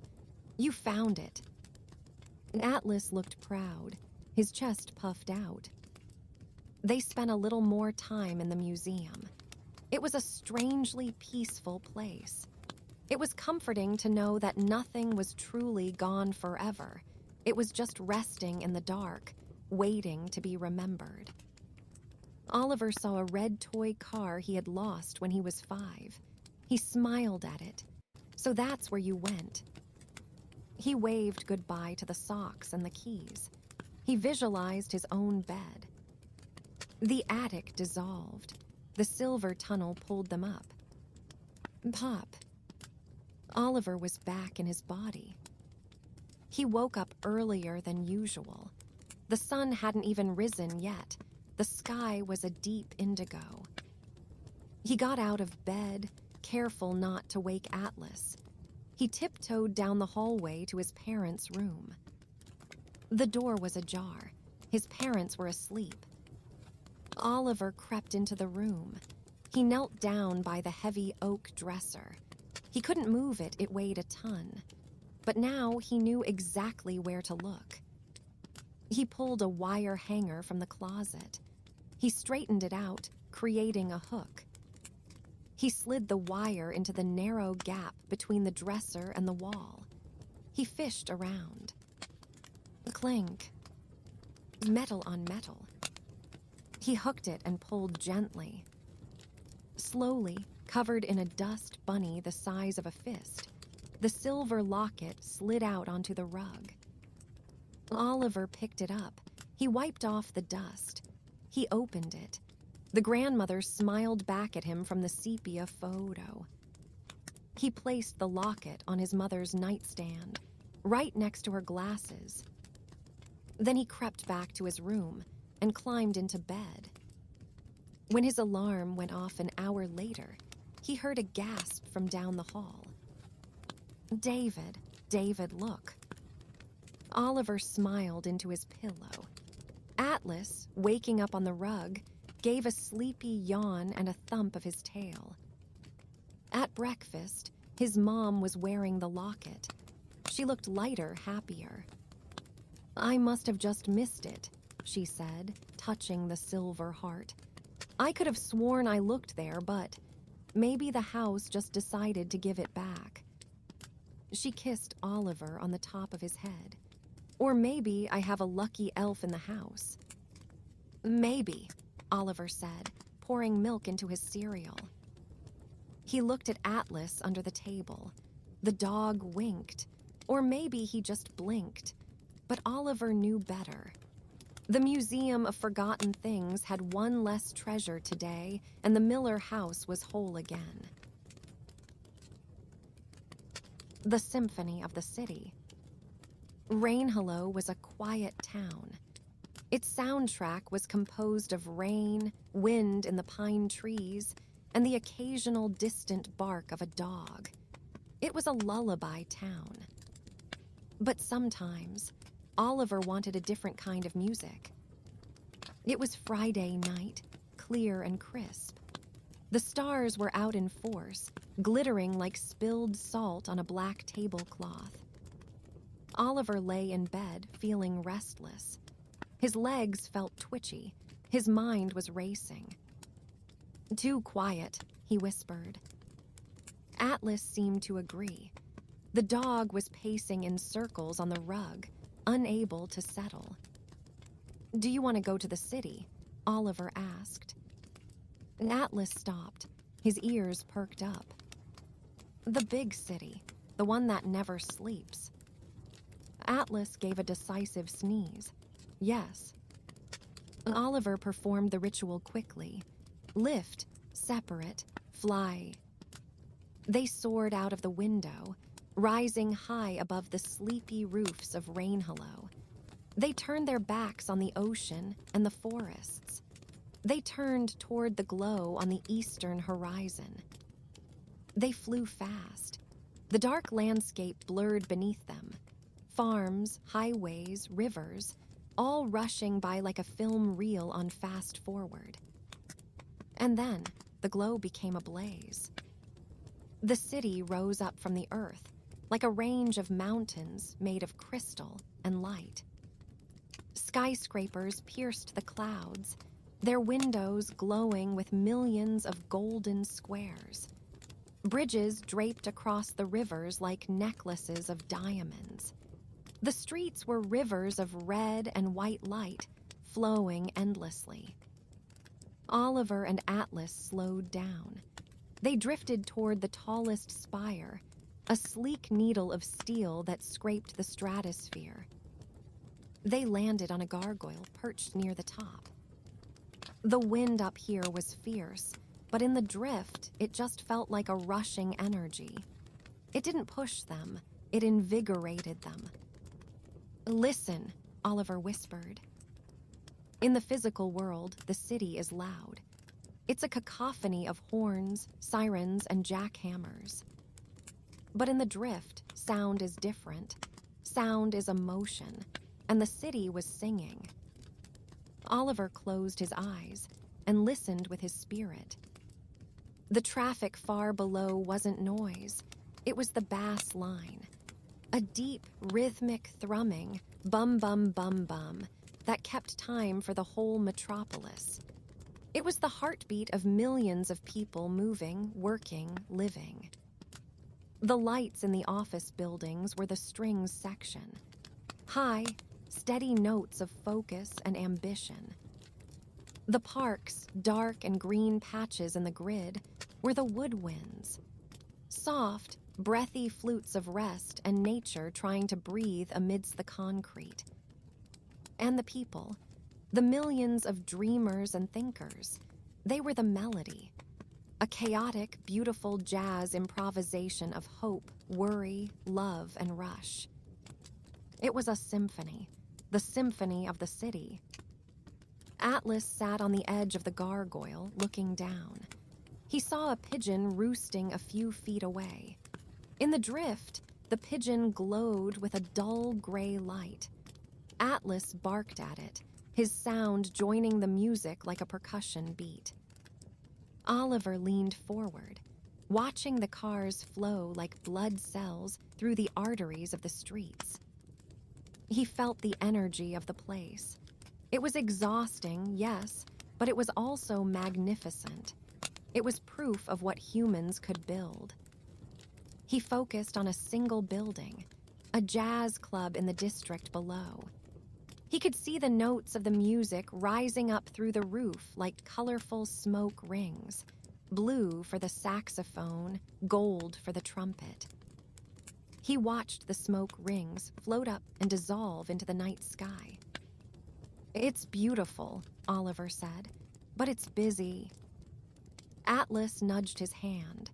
The dog was starting to look a bit overwhelmed. The sensory input here was intense. Too many smells, too many lights, too many sounds. Yeah, Oliver agreed. It's a nice place to visit, but I wouldn't want to sleep here. He looked at the horizon. Far to the west, where the sky was darker, lay Rainhollow. The contrast made him appreciate his home even more. The city was exciting, but it demanded your attention. Rainhollow let you be. Let's go home, boy, Oliver said, before the music gets too loud. They pushed off the gargoyle. They didn't fly fast on the way back. They drifted, letting the high energy of the city slowly fade behind them. The roar of the metropolis quieted to a hum, then a whisper, then silence. The lights thinned out. The concrete gave way to grass. The skyscrapers gave way to pine trees. When they reached Rainhollow, it felt like wrapping themselves in a thick wool blanket. Oliver slipped through his window. The room was dark and still. The only sound was the wind chimes on the porch, tinkling softly in the breeze. Ting, ting. It was a simple song, a quiet song. Oliver merged with his body. He felt the heavy, comfortable weight of his own bed.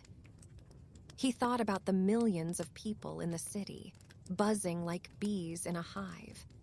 And then he thought about his own small room, his own small town, and his own sleeping dog.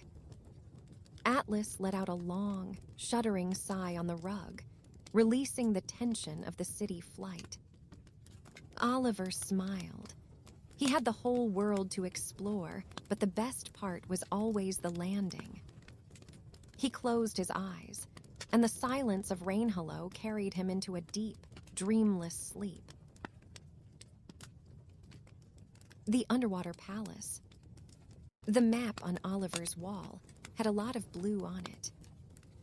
Almost 70% of the world was covered in water, and yet, in his nightly travels, Oliver had mostly stuck to the land. He had visited forests, cities, deserts, and mountains. The ocean had been a boundary, a place to look at from a lighthouse or a beach, but not a place to enter. But tonight, the air in his bedroom felt heavy and humid. The rain outside wasn't falling. It was hanging in the air as a thick mist. Oliver looked at the globe. He spun it until the vast, empty blue of the Pacific stared back at him. Then he moved his finger slightly southwest to the coast of Australia. The Great Barrier Reef. "Do you know how to swim, Atlas?" Oliver whispered. Atlas, asleep on the rug, paddled his paws in his sleep. Paddle, paddle. Good enough, Oliver smiled. He lay back. The ritual of separation was smooth as silk. In, out, release. He floated up. Atlas rose beside him, shaking off golden sparks that drifted down like slow-motion fireflies. They flew out the window and turned southwest. The journey was long. They crossed the equator, watching the stars change. The Big Dipper sank below the horizon, and the Southern Cross rose to take its place. Below them, the Coral Sea was calm. Oliver hovered over the water. In the waking world, jumping into the ocean at night would be terrifying, cold, dark, and suffocating. But in the drift, fear didn't exist. There was only curiosity. Down, Oliver thought. He didn't splash. He slipped through the surface of the water like a spoon slipping into honey. The transition was instant. The sound of the wind vanished, replaced by a deep, resonant silence. The feeling of air vanished, replaced by a gentle, supportive pressure. They were underwater. It wasn't dark. It was a world of neon. The reef at night was awake. While the colorful fish of the day slept in crevices, the coral itself came alive. Oliver and Atlas drifted down toward the reef wall. It looked like a city built by aliens. Massive brain corals glowed with a faint, pulsing green light. Fan corals waved in the current like purple lace curtains. Tiny plankton drifted in the water like falling stars, sparking blue whenever Oliver moved his hand through them. Atlas was delighted. He paddled through the water, his golden fur flowing around him like seaweed. He wasn't breathing air. He was existing as pure spirit, so the water didn't bother him. He chased a school of neon tetras, his movements slow and graceful in the thick medium. They drifted deeper. They passed a sea turtle sleeping under a ledge. In the drift, the turtle's shell glowed with ancient, rune-like patterns of orange light. It looked like a living stone. They passed a giant clam, its shell open to the moon-filtered light, pulsing with a soft, violet rhythm. And then they heard the song. It wasn't a sound Oliver heard with his ears. It was a vibration that rattled his spectral ribcage. It was a low, mournful, beautiful moan that traveled for miles through the water. Zoo. Oliver turned. Emerging from the deep blue gloom was a shape the size of a school bus. A humpback whale. It moved with impossible grace, its massive pectoral fins spreading like wings. It was suspended in the water, weightless, just like Oliver. But what took Oliver's breath away was the song made visible. In the drift, sound has shape. As the whale sang, ripples of silver light emanated from its throat. They traveled through the water in concentric rings, washing over the reef. The song was a story. Oliver couldn't understand the words, but he felt the meaning. It was a song about the cold currents of the South. It was a song about the migration. It was a song about the calves born in the warm lagoons. The whale glided past them. Its eye, a large, dark pool of wisdom, rolled to look at Oliver. It didn't stop. It was on a journey. But as it passed, it flicked its tail gently. The wash of water from the tail hit Oliver and Atlas. It didn't push them away. It felt like a warm hug. It felt like being welcomed into the tribe of the ocean. Atlas barked, a bubble of golden sound that floated up. The whale answered with a low click. Oliver realized that this wasn't just an animal. This was the guardian of the reef. This creature was the librarian of the ocean, keeping the history of the world in its song. They followed the whale for a while, drifting in its slipstream, bathed in the silver light of its voice. They saw sharks cruising below, but in the drift, they weren't scary predators. They were just sleek, silver patrolling machines, keeping the reef healthy. Their auras were sharp and electric blue. They saw an octopus changing colors on a rock, dreaming in camouflage. Eventually, the whale dove deep, descending into the crushing black depths where even Dreamwalkers hesitated to go. Oliver stopped. He hovered above the drop-off, looking down into the abyss. "Safe travels," he whispered to the fading silver rings of the song. He looked at Atlas. The dog was paddling in circles, chasing a bioluminescent jellyfish. "Up," Oliver signaled. They ascended.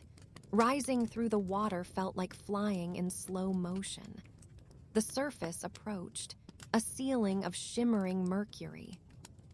They broke through. Gasp. The air felt thin and dry after the richness of the ocean. The sound of the wind returned. The stars looked sharp and distant. Oliver shook himself, though he wasn't wet. He felt heavy with the memory of the water. He felt calm.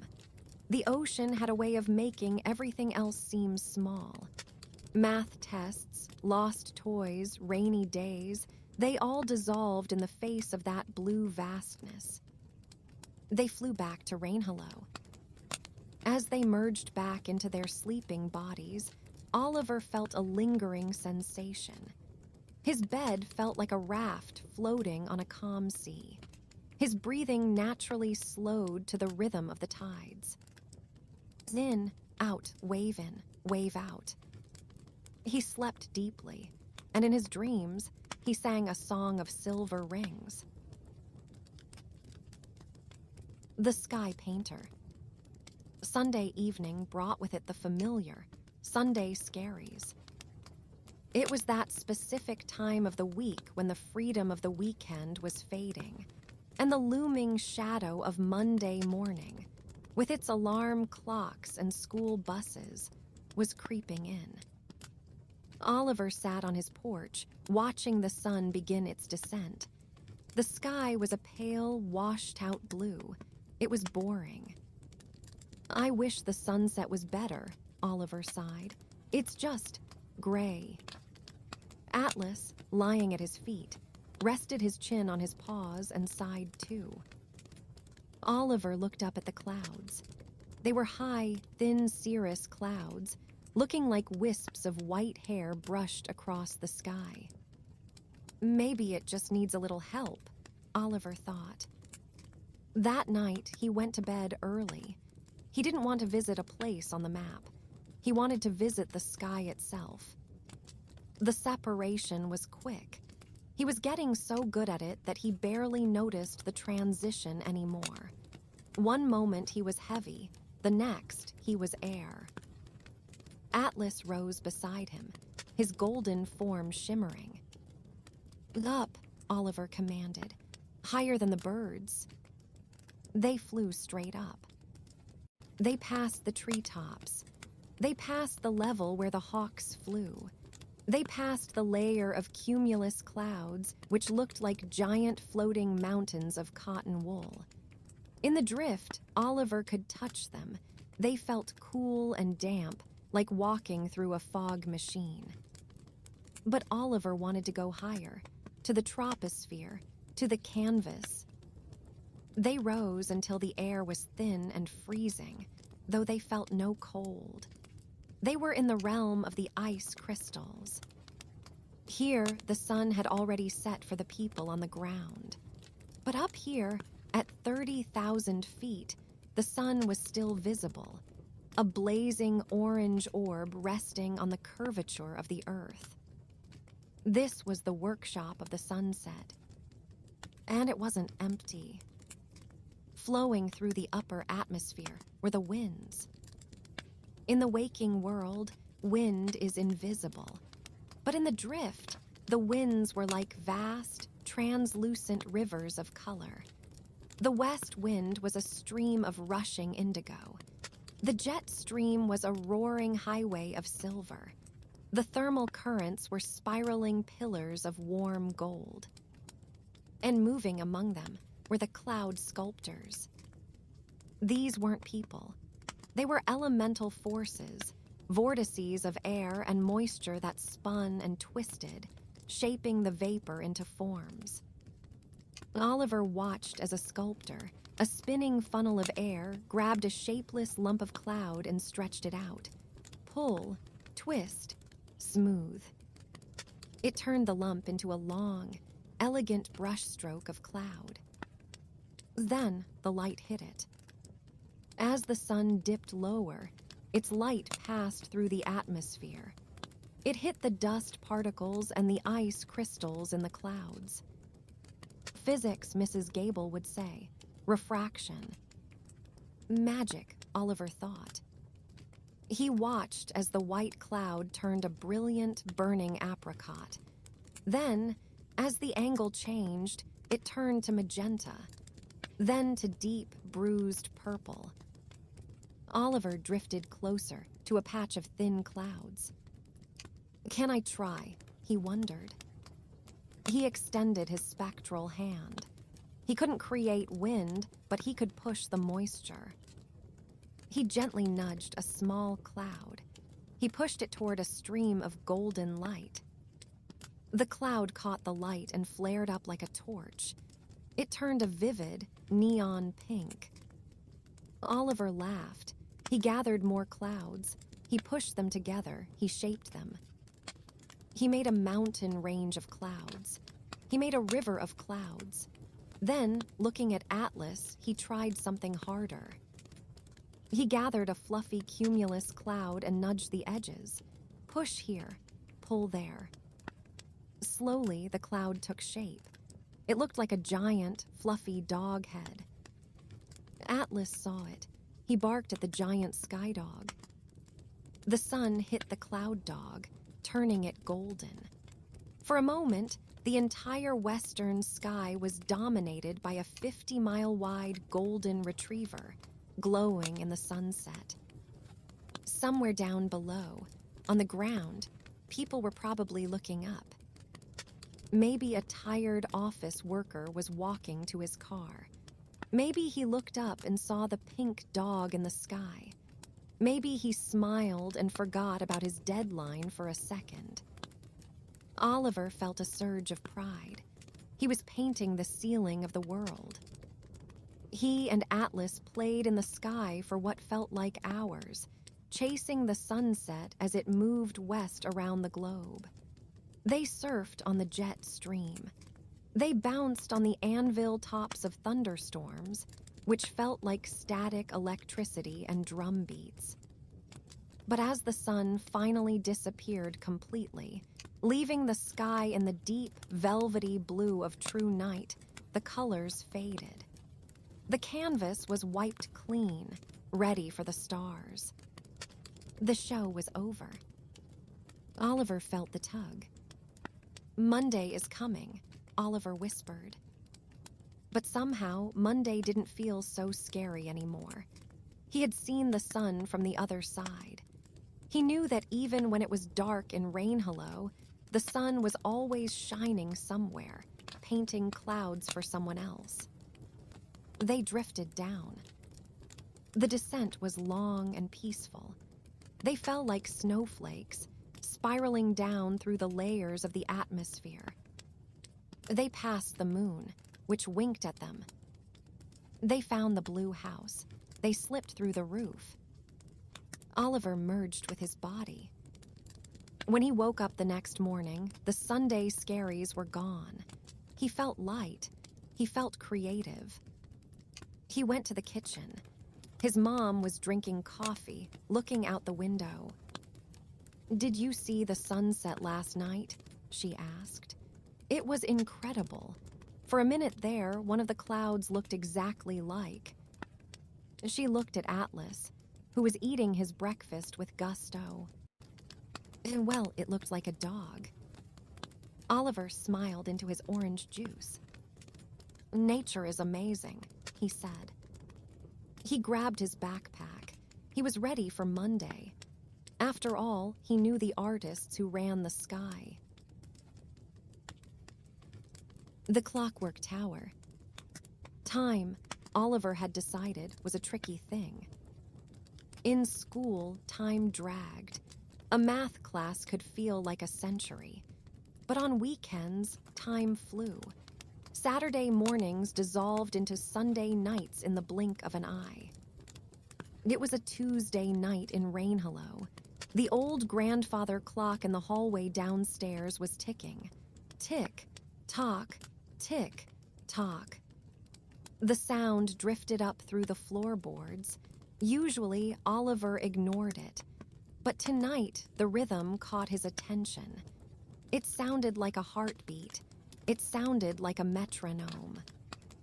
Oliver lay in bed, syncing his breathing to the clock. Tick in, talk out, tick in, talk out. He wondered where time came from. Did it just flow like a river, or was someone making it? "Let's go check the source," he whispered to Atlas. Atlas, who was already half asleep, thumped his tail. For a dog, time was simple. It was either dinner time, walk time, or nap time. Right now, it was definitely the latter. Oliver performed the lift. He rose out of his body, feeling lighter than a second. Atlas shook off his sleep and glowed gold. They flew east again, across the ocean, across the sleeping continent of Europe. They aimed for a city of spires and cobblestones. Prague. They arrived just as the moon was high over the Vltava River. The city was a fairy tale of dark Gothic towers and stone bridges. They flew toward the old town square. There, built into the side of the old town hall, was the horloge, the astronomical clock. It was 600 years old. It was a masterpiece of gold, blue, and black dials, tracking the sun, the moon, and the zodiac. In the waking world, tourists gathered here every hour to watch the little wooden statues of the apostles march past the windows. But in the drift, the clock was much more than a machine. It was a portal. Oliver and Atlas floated up to the complex face of the clock. They didn't stop at the surface. They slipped through the glass, through the painted metal plates, and into the mechanism itself. Inside, the tower was vast. It wasn't just a small room with gears. It was a cathedral of clockwork. Imagine a space as big as a canyon, filled with millions of brass gears. Some were as small as coins, spinning so fast they blurred. Others were as large as Ferris wheels, turning with a slow, majestic solemnity that you could feel in your teeth. Click, whir, thrum. The sound wasn't loud. It was a harmonious, rhythmic hum. It was the sound of the universe working properly. Oliver and Atlas drifted between the giant cogs. They had to be careful not to get caught in the teeth, though in spirit form, they would likely just pass through. Still, the energy of the movement was powerful. They flew up, past the mechanisms that moved the sundial, past the chains that held the heavy stone weights. At the very top of the mechanism, sitting on a crossbeam made of polished oak, was the timekeeper. It wasn't a person, it was an owl. But it wasn't a flesh and blood owl. It was made of bronze and silver feathers. Its eyes were two glowing jewels of amber. The owl didn't flap its wings. It sat perfectly still, watching a stream of golden sand that poured from a glass funnel in the ceiling into a glass funnel in the floor. This was the source. Oliver landed on the beam next to the owl. Atlas sat down, mesmerized by the falling sand. The owl turned its head. Creak. "Who watches the hours?" the owl's voice whispered. It didn't move its beak. The voice came from the ticking of the gears. "We are just watching," Oliver said politely. "Time is sand," the owl said. "It is not a line, it is a pile, grain by grain." Oliver looked at the sand. Each grain glowed. He realized that each grain was a moment, a laugh, a sneeze, a step, a dream. The sand fell smoothly. It didn't rush. It didn't stall. It just flowed. "People worry about time," Oliver said, thinking of his dad rushing to work. "They think it's running out." "It does not run out," the owl hooted softly. "It circles around." The owl pointed a bronze wing downward. Oliver looked. The sand falling into the bottom funnel wasn't disappearing. It was being scooped up by a series of tiny golden buckets on a chain, carried back up to the top, and poured in again. It was a cycle. The past became the future. The night became the morning. Winter became spring. Nothing was lost. Oliver felt a wave of relief wash over him. He watched the giant gears turning. He watched the sand flowing. The rhythm of the place was hypnotic. Tick, tock, tick, tock. It was the most soothing thing he had ever felt. It was the assurance that everything happens when it is supposed to happen. There is no need to rush. The gears will turn. The sun will rise. Atlas yawned, a wide, golden yawn. Even the guardian spirit was getting sleepy in this place of ultimate rhythm. "We should go," Oliver whispered, "before we fall asleep inside a clock." He bowed to the bronze owl. "Thank you for showing us." The owl blinked its amber eyes. "Fly well, traveler. Every second is a gift." Oliver and Atlas drifted down, past the spinning flywheels, past the escapement mechanism that kicked back and forth like a swinging leg. They slipped out through the face of the clock. The cool night air of Prague hit them. The city was silent, save for the distant flow of the river. They flew home. The journey back felt measured. Oliver didn't rush. He enjoyed the flight. He enjoyed the stars passing by. When he slipped back into his body in Rainhollow, the grandfather clock downstairs was still ticking. Tick, tock. But now it didn't sound like a countdown. It sounded like a lullaby. It sounded like the bronze owl breathing. Oliver closed his eyes, wrapped in the comforting knowledge that time was infinite, and there was plenty of it for sleeping. The Whispering Desert. After the rhythmic machinery of Prague, Oliver craved silence. Real silence. Rainhollow was quiet, but it was never truly silent. There was always the wind in the pines, the drip of rain, the hum of the refrigerator, the distant rumble of a truck on the highway. Oliver wanted to go to a place where the earth stood still. It was Thursday night. The moon was waning, just a thin fingernail of light in the sky. "Silence," Oliver told Atlas as they prepared to lift. "We need the big quiet." Atlas seemed to understand. He stood very still, his tail holding a pose, listening to a sound only dogs could hear. They lifted out. They flew south and east. They crossed the Atlantic, but they didn't stop in Europe. They kept going south. They crossed the Mediterranean Sea, which looked like a pool of black ink. They reached the coast of Africa. They flew over the Atlas Mountains. Atlas, the dog, perked up at the name. And then the world turned to sand. The Sahara Desert at night. It was vast. It was endless.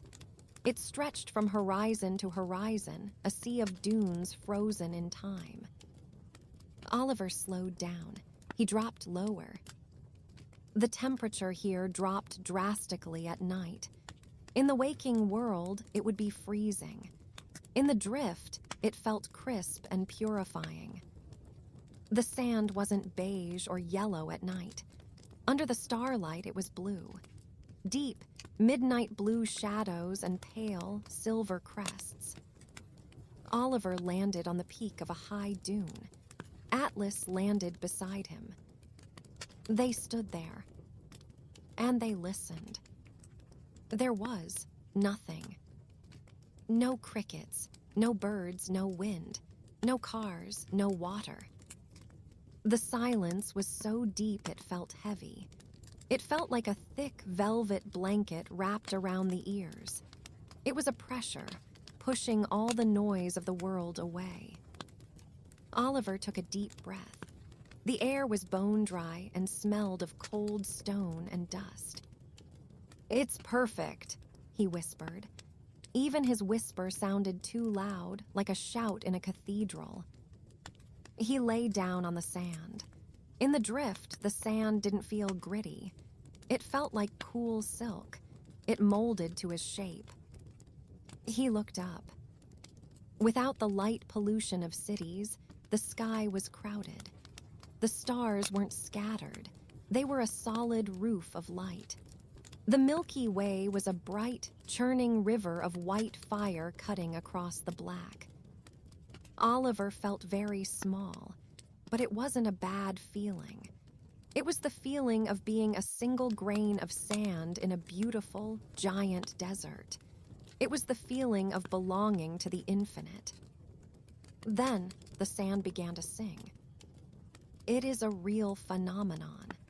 When the temperature changes, or when sand slides down a dune, it creates a vibration.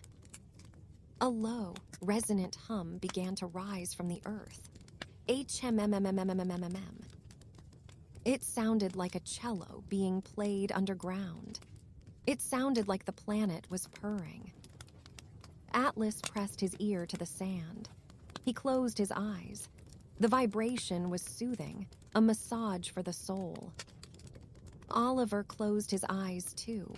He let the hum wash over him. It vibrated in his spectral bones. It shook loose all the little worries from the week, the forgotten homework, the scraped knee, the argument with a friend. The desert shook them out and buried them in the sand. "Look," Oliver whispered, opening his eyes. In the valley between two dunes, a light appeared. It wasn't a campfire. It was a reflection. They floated down. Hidden in the deep desert was an oasis. But this wasn't a muddy water hole. This was a dream oasis.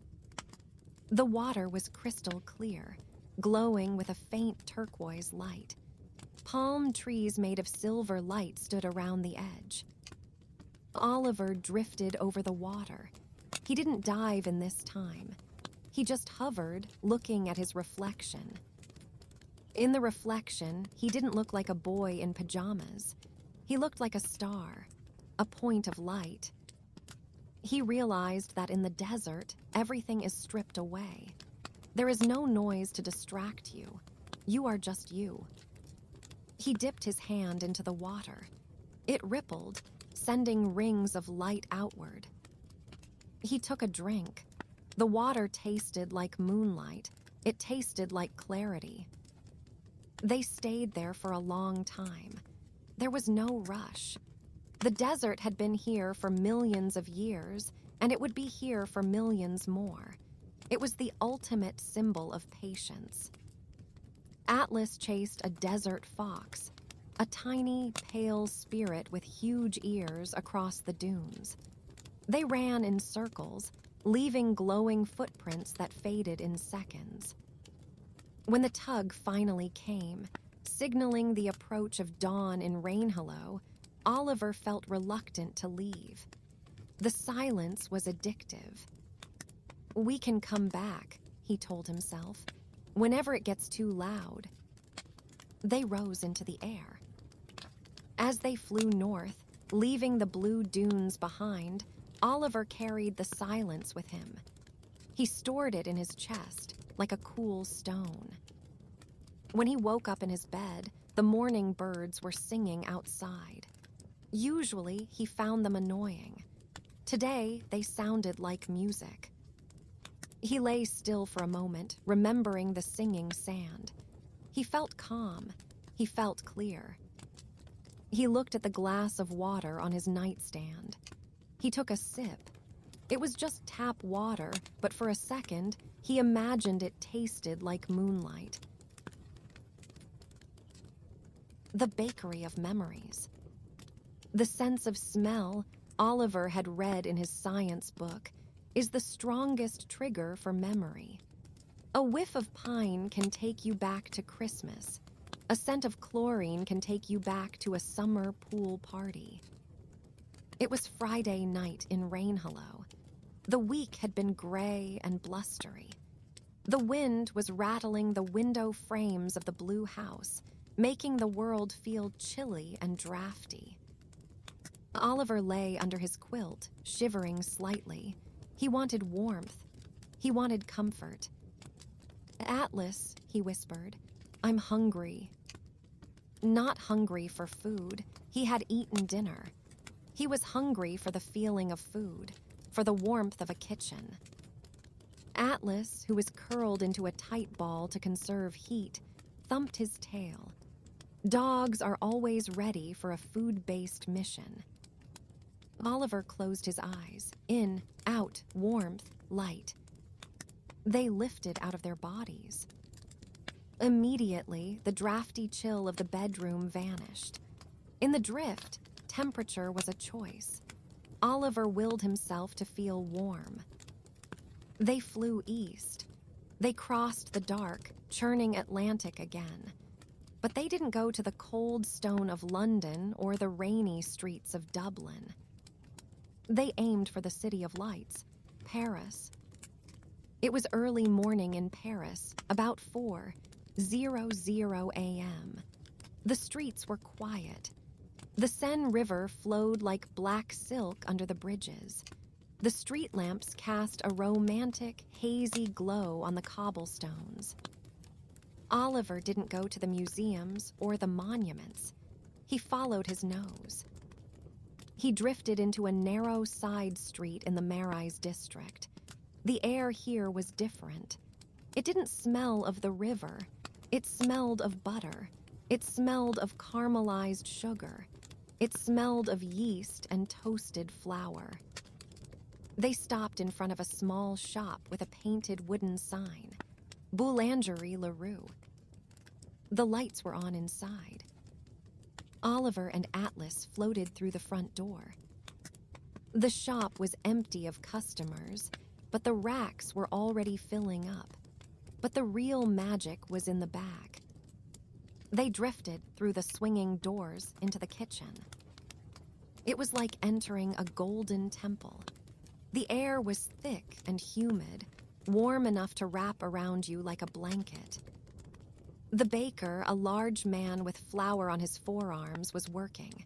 He was moving with a rhythmic, dance-like grace. Knead, turn, fold, knead, turn, fold. But Oliver looked at the dough. In the waking world, dough is just a lump of flour and water. But in the drift, dough is alive. It glowed with a soft, warm, amber light. It was breathing. Oliver hovered over a large wooden bowl where a batch of sourdough was rising. Inhale, the dough expanded, stretching the gluten strands glowing brighter. Exhale, it settled slightly, releasing a scent of sour, earthy goodness. It was the slowest, most peaceful breath Oliver had ever seen. It was the breath of life itself. Atlas was in heaven. He stood on his hind legs, floating slightly, sniffing the air with ecstatic snorts. To a dog, this was probably what the afterlife looked like. Oliver floated toward the ovens. They were massive, brick-lined caves radiating a heat that soaked into his spectral bones. He watched the baker slide a tray of croissants into the heat.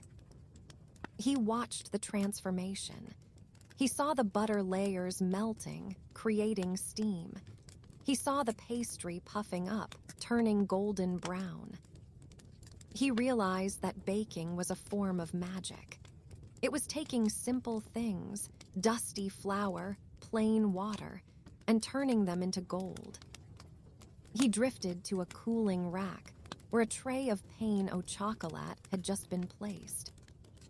He leaned in close. He couldn't eat it, his hand would pass through it. But he could eat the essence. He took a deep breath. The scent rushed into him. It tasted of dark chocolate, flaky crust, and rich butter. It tasted like a Sunday morning. It tasted like safety. He saw Atlas trying to lick a baguette. The dog's tongue passed through the bread, but Atlas looked satisfied anyway. He was tasting the idea of the baguette. Oliver sat on top of a sack of flour, which felt like a soft beanbag. He watched the baker work. The rhythm was hypnotic. The scraping of the dough cutter, the clang of the oven door, the dusting of flour. Scrape, clang, poof. It was a symphony of comfort. Oliver felt a deep relaxation spreading through him. The wind rattling his window in Rainhollow felt 1,000,000 miles away. Here, there was only the fire and the bread. He saw tiny spirits, little golden specks floating around the yeast. They were the helpers, the microscopic life that made the bread rise. They danced in the warmth. "This is the best place in the world," Oliver whispered. He stayed until the sun began to paint the Paris rooftops pink. The first customers would be arriving soon. Time to go, Atlas. Atlas looked at the croissants one last time, let out a longing sigh, and followed Oliver. They flew back through the cool morning air, carrying the warmth of the oven with them. When they merged back into their bodies in Rainhollow, the room was still chilly, but Oliver didn't feel it. He felt warm from the inside out. He fell into a deep sleep, and he dreamed he was sleeping on a cloud made of rising dough, soft and warm and smelling of vanilla. The Northern Owl. After the warmth of the bakery, Oliver felt grounded enough to face the cold again. But he didn't want the empty cold of the desert or the high cold of the atmosphere. He wanted the living cold of the deep forest. He looked at his map. His finger traced the jagged coastline of Norway up into the Arctic Circle, into the vast boreal forests where the trees grew thick and close. "To the roots," Oliver said to Atlas. It was Saturday night, a quiet night. They lifted. They flew north and east. They crossed the ocean, past the lights of Europe, and continued until the lights disappeared. Below them lay the taiga. It was a blanket of snow and spruce trees, stretching endlessly. They drifted down. The forest was silent, but it was a different silence than the Sahara. The desert silence was empty. The forest silence was muffled. The deep snow absorbed every sound. They landed in a clearing. The snow was waist deep, but Oliver and Atlas stood on top of the crust, weightless. The trees here were ancient. They were tall and straight, their branches weighed down by heavy pillows of snow. But Oliver was looking for something specific. He was looking for the mother tree. He sensed a pull, a deep, resonant vibration coming from the center of the forest. They floated through the trees, weaving between the trunks. And then they found it. It was an ash tree, but it was colossal. Its trunk was as wide as a house. Its branches disappeared into the night sky, blending with the Milky Way. This was Yggdrasil, or at least a dream echo of it. But the most amazing thing wasn't the size. It was the light. The tree didn't have leaves. On every twig, on every branch, hung a star. Tiny points of starlight grew from the wood like buds. They shimmered with a pale, blue-white light. The tree was illuminating the entire clearing with a soft, magical glow. Oliver walked up to the trunk. The bark was silver and craggy. He placed his hand on the wood. Thump. He felt a heartbeat. It was slow, slower than a whale, slower than a mountain. It beat once every 100 years. Thump. Oliver closed his eyes. Through his hand, he could feel the network. He felt the roots of this tree stretching out under the snow. They went deep into the earth. They connected to the roots of the pine trees in Rainhollow. They connected to the peach tree in Texas. They connected to the kelp forests in Australia. It was the world wide web of nature. Atlas walked up to the roots. He sniffed a massive root that broke the surface of the snow like a serpent. He didn't mark it. He bowed his head. Even the dog knew this was holy ground. Then, a movement in the branches caught Oliver's eye. Descending silently from the canopy was a bird. It was a snowy owl. It was huge, with a wingspan of 5 feet. Its feathers were pure white, blending perfectly with the snow. Its eyes were bright yellow. This wasn't the bronze, mechanical owl of Prague. This was a living spirit. The owl landed on a low branch near Oliver.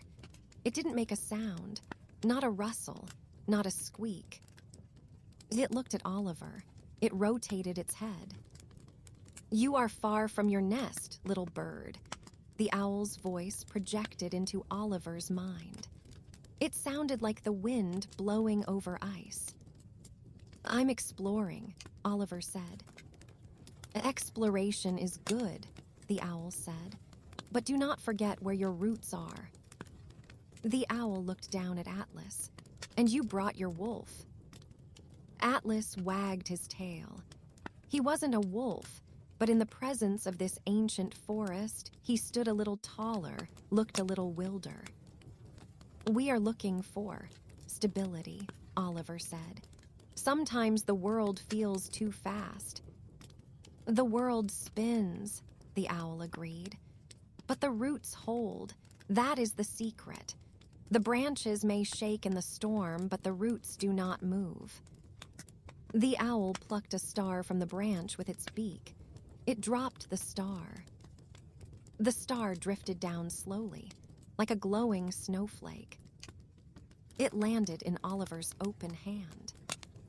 It wasn't hot. It felt like a piece of cool glass. It pulsed with a gentle light. "Take this," the owl said. "A seed of light.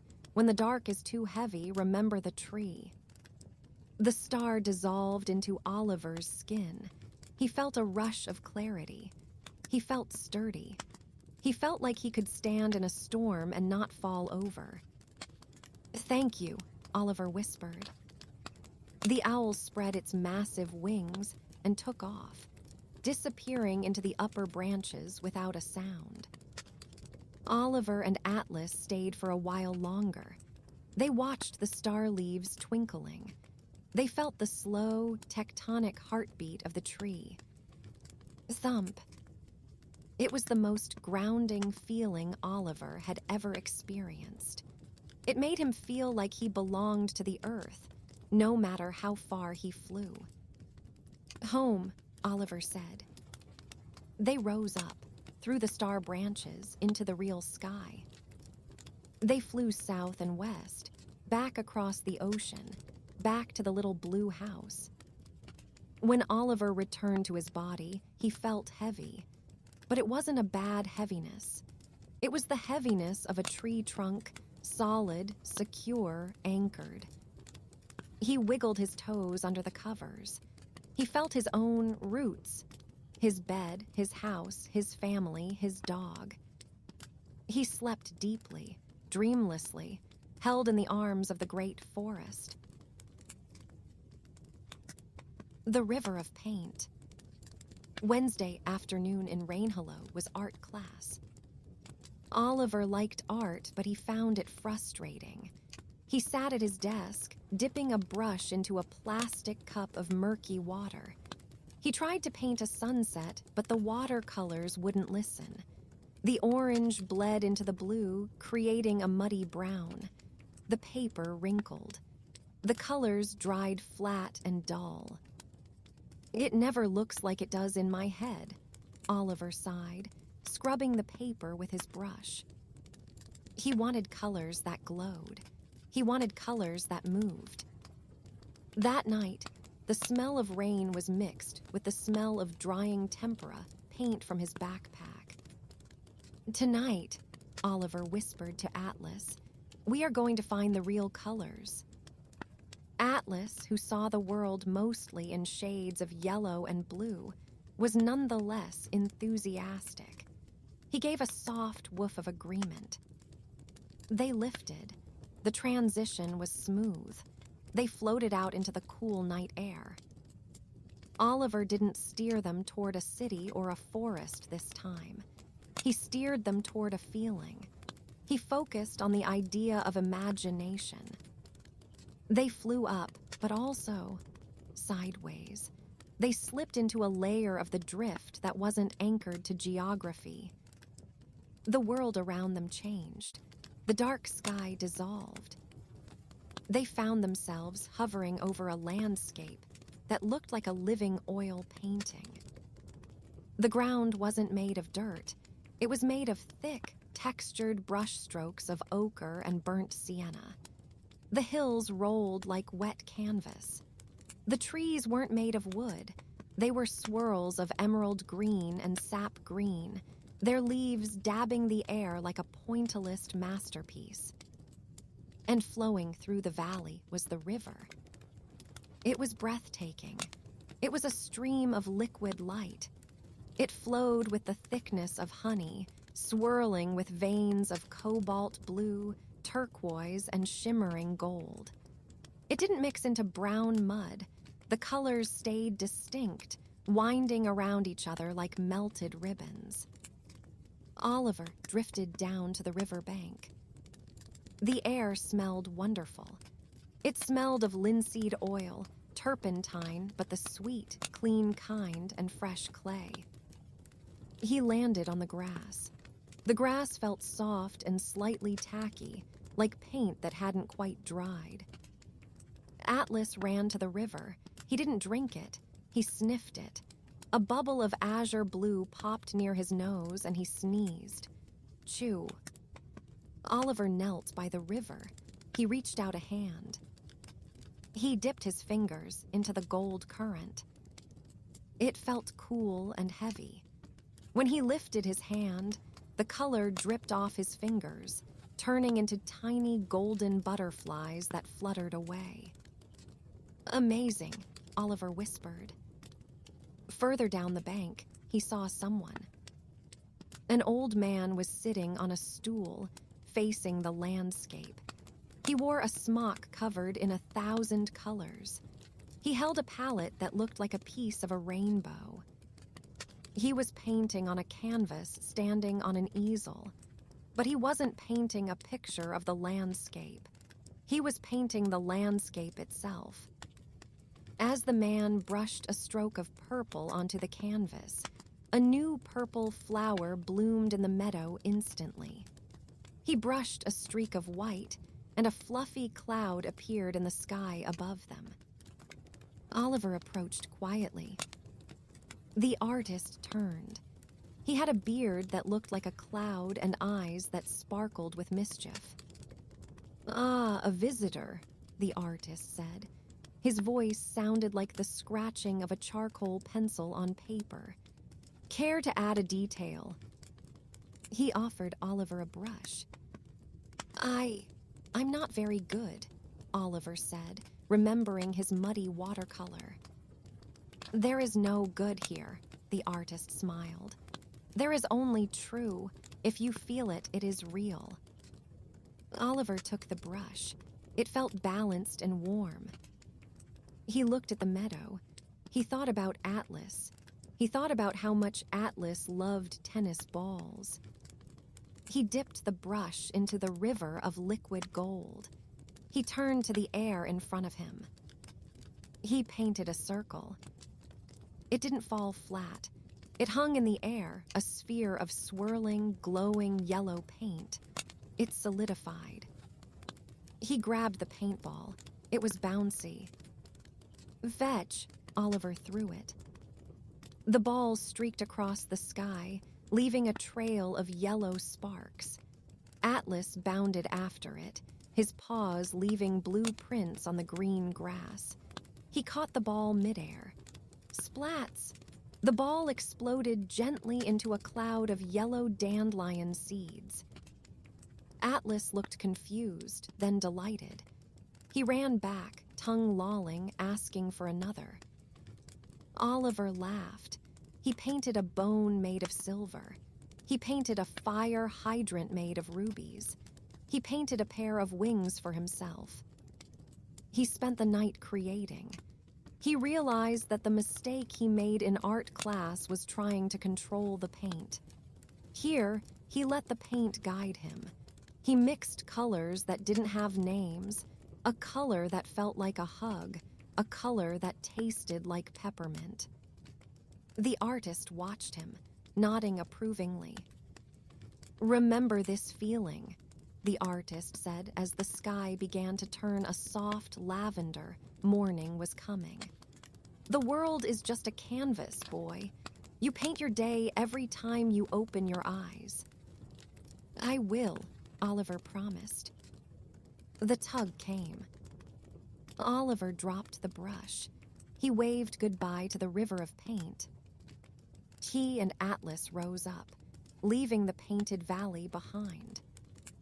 When they merged back into their bodies, the sun was rising in Rainhollow. Oliver opened his eyes. He looked at his messy watercolor set on the desk. It didn't look frustrating anymore. It looked like potential. He realized that the gray rain outside was just a base coat. He could paint his own mood over it. He smiled, feeling colorful inside.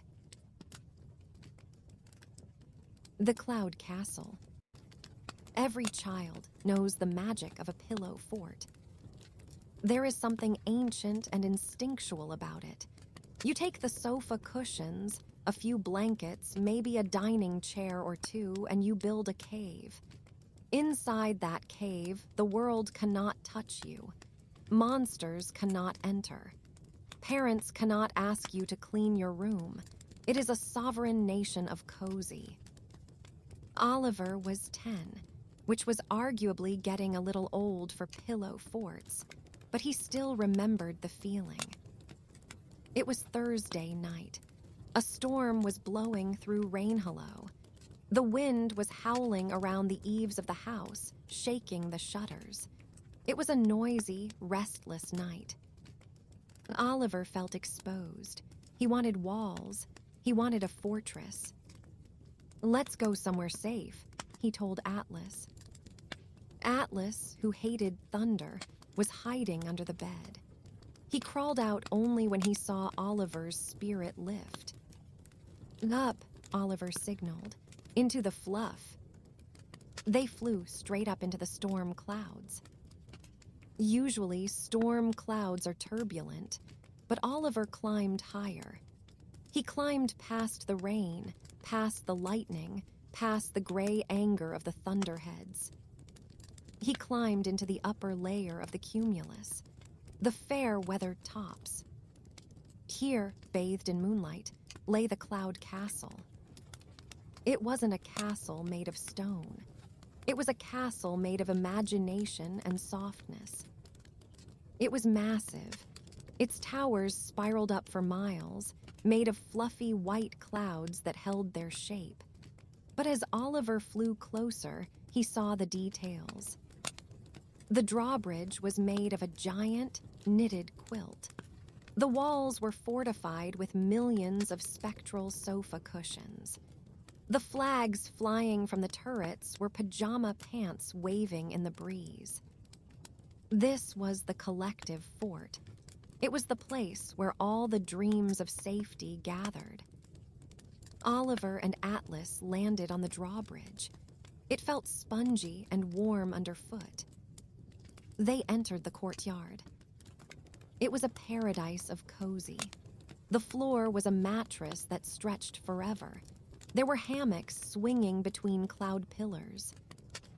And there were others there. This was a popular destination. Oliver saw dozens of other Dreamwalkers, children from all over the world. Some were building. A girl in polka-dot pajamas was stacking giant, soft blocks to make a new tower. A boy was reading a book that hovered in front of him, illuminated by a floating nightlight.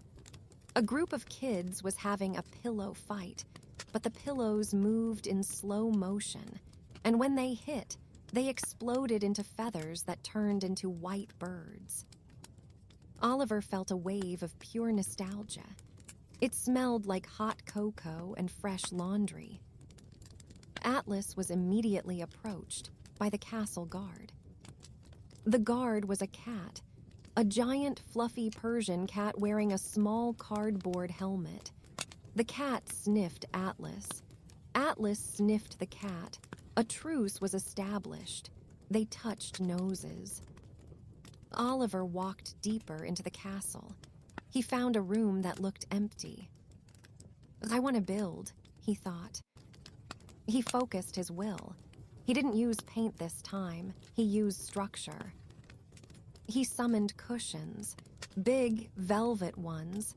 He stacked them into a wall. He summoned a blanket, a heavy, weighted blanket made of stars. He draped it over the top to make a roof. He crawled inside his new fort within a fort. It was silent inside. The howling wind of Rainhollow was a universe away. He lay back on the soft floor. He looked up at his star blanket roof. He felt safe. Absolutely, completely safe. It was the feeling of being in the womb, or being held by a parent, or sleeping in a sunbeam. A small head poked through the entrance of his fort. It was a girl with curly hair. She looked about 7. "Can I come in?" she whispered. "Sure," Oliver said. She crawled in. She held a stuffed rabbit. "It's loud outside," she said. "I know," Oliver nodded. "It's quiet here." They sat together in the silence. They didn't need to talk. They just shared the space. Atlas squeezed in too, curling up between them, acting as a furry heater. More kids joined. They expanded the fort. They added a tunnel. They added a skylight. It became a sprawling complex of blankets and cushions. Oliver realized that this place wasn't just about hiding. It was about connection.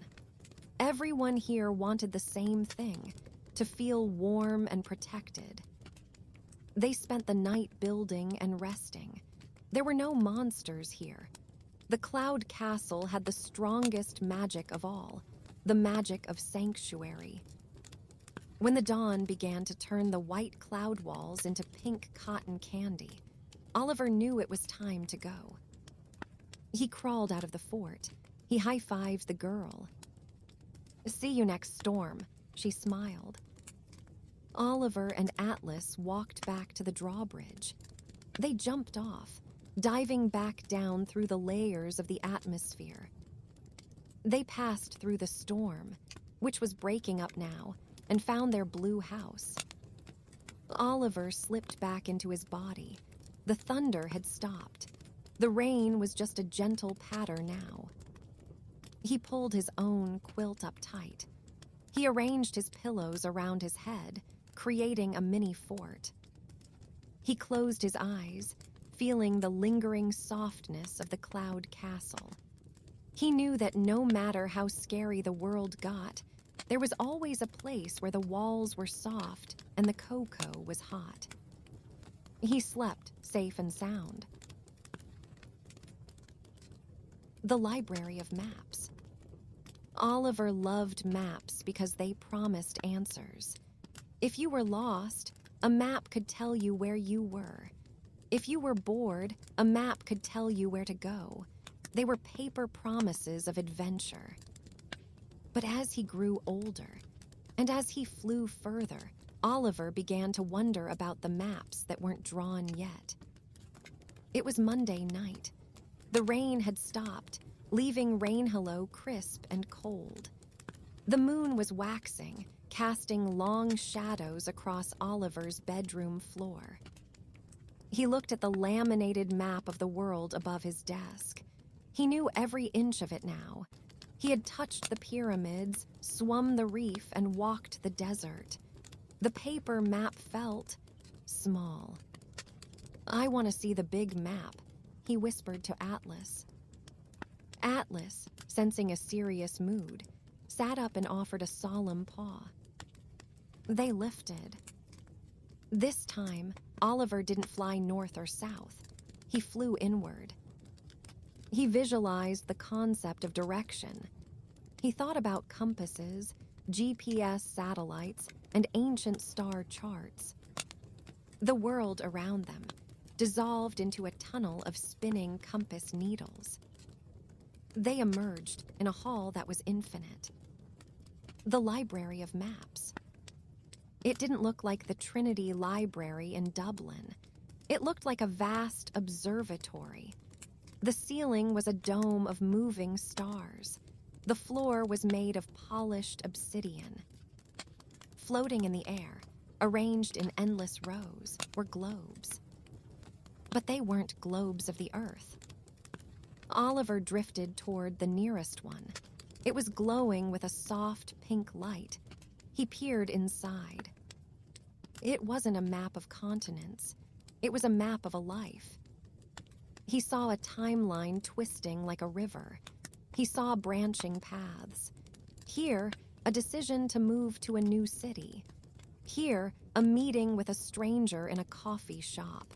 Here, a lost job that led to a new career. It was a topography of choices. Oliver realized that every person on Earth had a map here. Some maps were simple, straight lines. Others were chaotic scribbles of adventure. Some were circular, repeating the same patterns.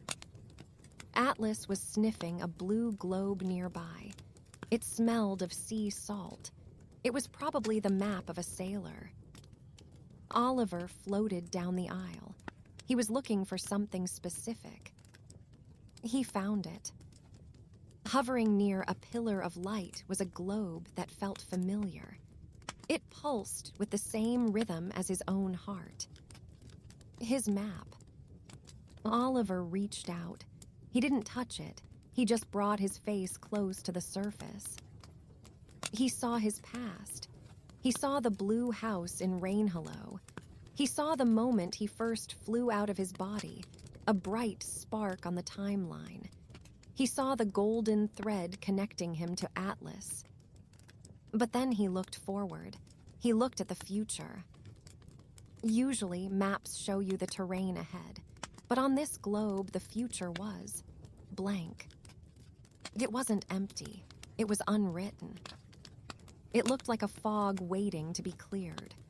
There were faint pencil lines, suggestions of paths. Maybe college in a big city. Maybe a career as a pilot. Maybe a quiet life in a library. But none of the lines were inked. Oliver felt a moment of panic. He wanted to know. He wanted the GPS coordinates for his life. "Where do I go?" he asked the globe. A voice answered him. It wasn't a spoken voice. It was the rustle of paper. "You draw it," the library whispered. Oliver pulled back.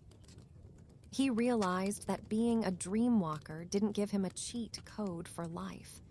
It didn't tell him how the story ended. It just gave him a better view. He looked at the blank fog of his future. It was scary, but it was also exciting. It meant he wasn't on a train track. He was in an open field. He looked at Atlas's map, which was floating right next to his. The dog's map was simple. It was a solid, unwavering line of gold. It was a map of loyalty. It wrapped around Oliver's map like a vine, promising that no matter where Oliver's path went, the dog would be there.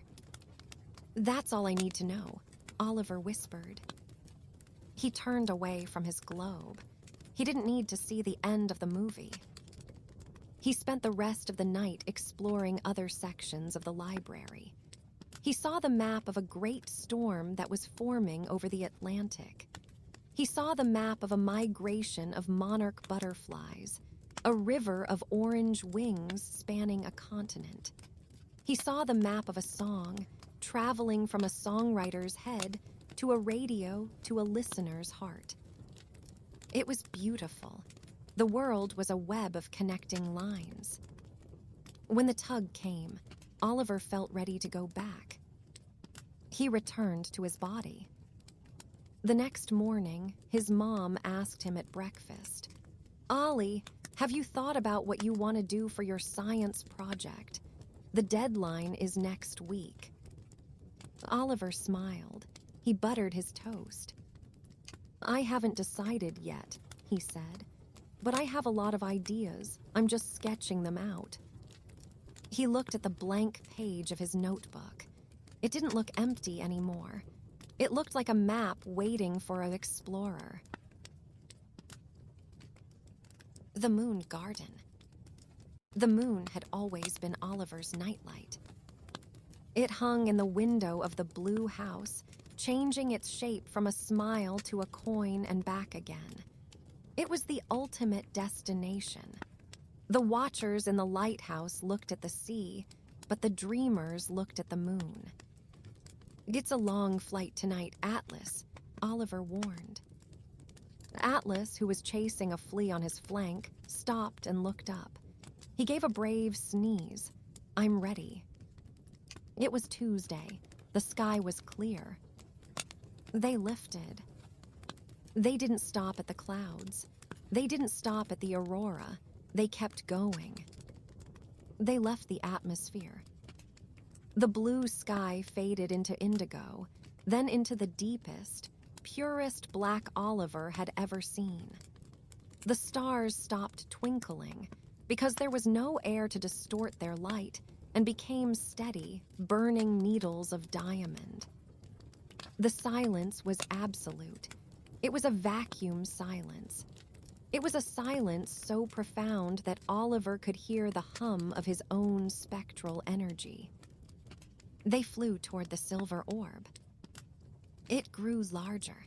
It went from being a coin to a melon to a world. They saw the craters. They saw the seas of dark basalt. But Oliver didn't land on the side facing Earth. He flew around, to the dark side. The far side of the moon is a place of mystery. Radio signals are blocked there. It never sees the Earth. And there, in the center of a deep, shadowed crater, they found the garden. It wasn't a garden of green plants. Plants need sun and air. This was a mineral garden. Growing out of the gray lunar dust were flowers made of silver and crystal. Vines of spun glass twisted around moon rocks. Trees made of black obsidian reached up to the stars, their leaves chiming silently in the void. It was hauntingly beautiful. It was a garden of stasis. Nothing here wilted. Nothing here died. It was frozen in eternal perfection. Oliver and Atlas landed. The gravity was weak. They bounced in slow motion. Boing, float, land. Atlas chased a moon rabbit made of dust. He leaped 10 feet into the air and floated back down like a feather. He looked like an astronaut dog, clumsy and happy. Oliver walked through the crystal flowers. He touched a petal. It vibrated with a cold, high frequency. He looked up. From this side of the moon, you couldn't see Earth. You could only see the universe. The Milky Way was so bright it cast a shadow.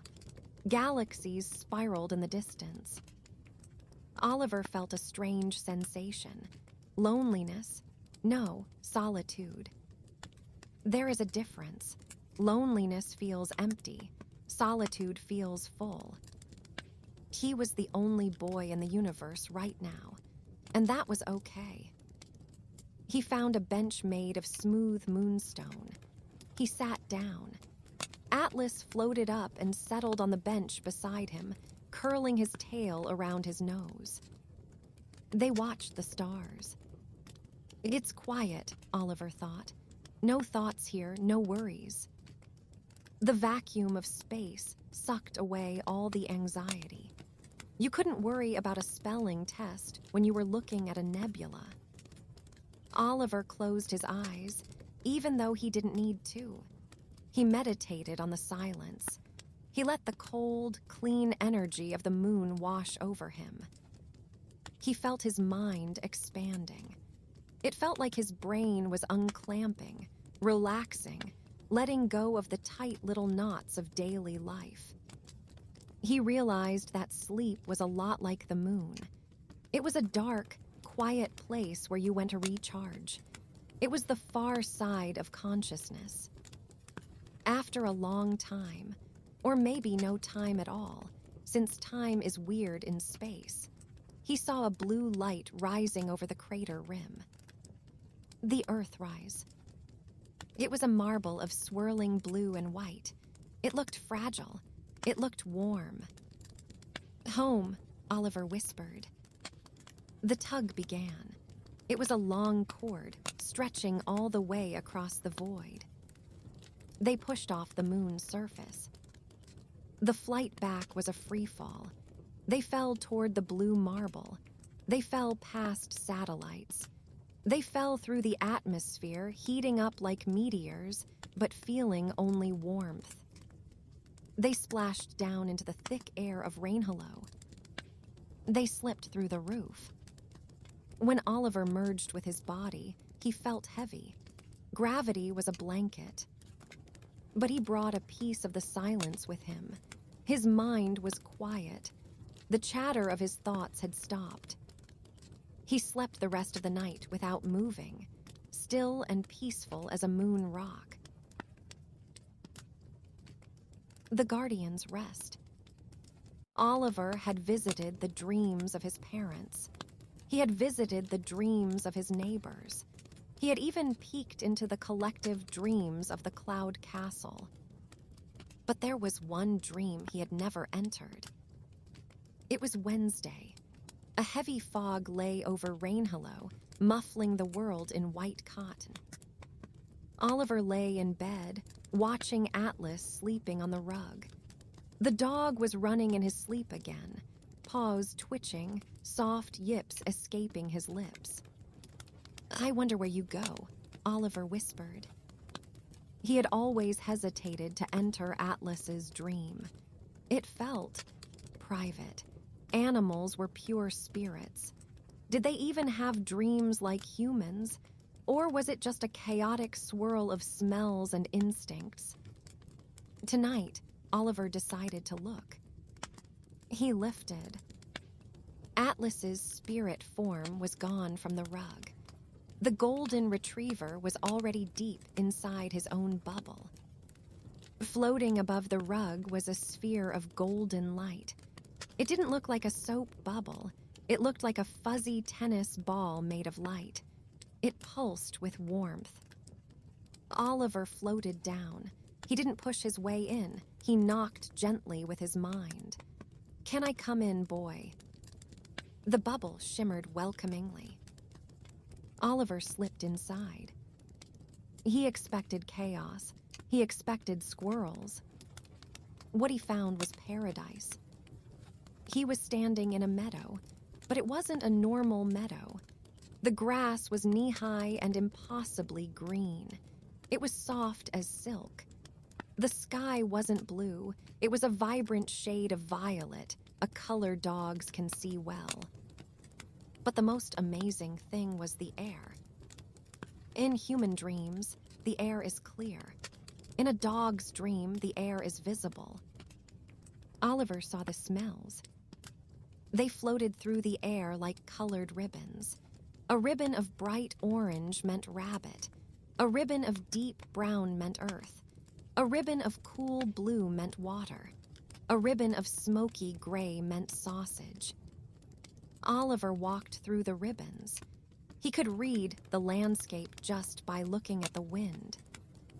And there, in the center of the meadow, was Atlas. He wasn't a puppy anymore. In his dream, he was the alpha. He was fast, strong, and tireless. He was bounding through the tall grass, his golden fur rippling like wheat in the wind.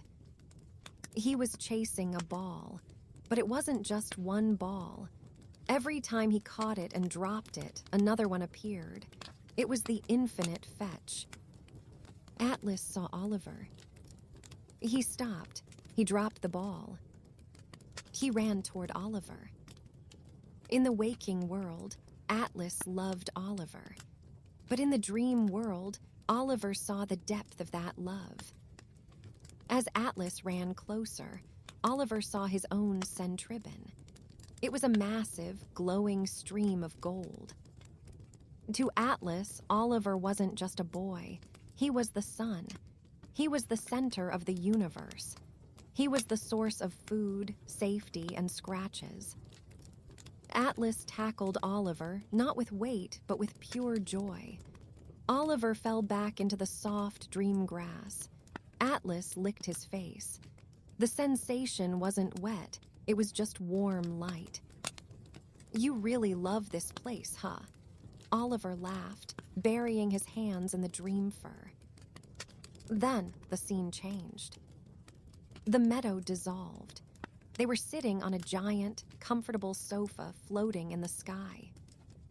A giant hand, God's hand, or maybe just a giant version of Oliver's hand, descended from the clouds and gave Atlas the perfect scratch behind the ears.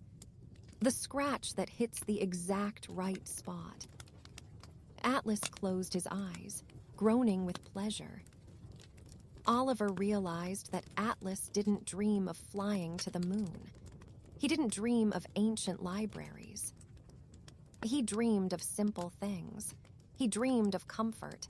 He dreamed of connection. It was a humbling lesson. Humans always wanted more. They wanted to fly higher, run faster, see further. Atlas just wanted to be here, now with his pack. Oliver sat on the floating sofa, watching the centribbons drift by. He felt a deep sense of peace. The anxiety of being a human, the worry about the future, the regret about the past, didn't exist here. There was only the now.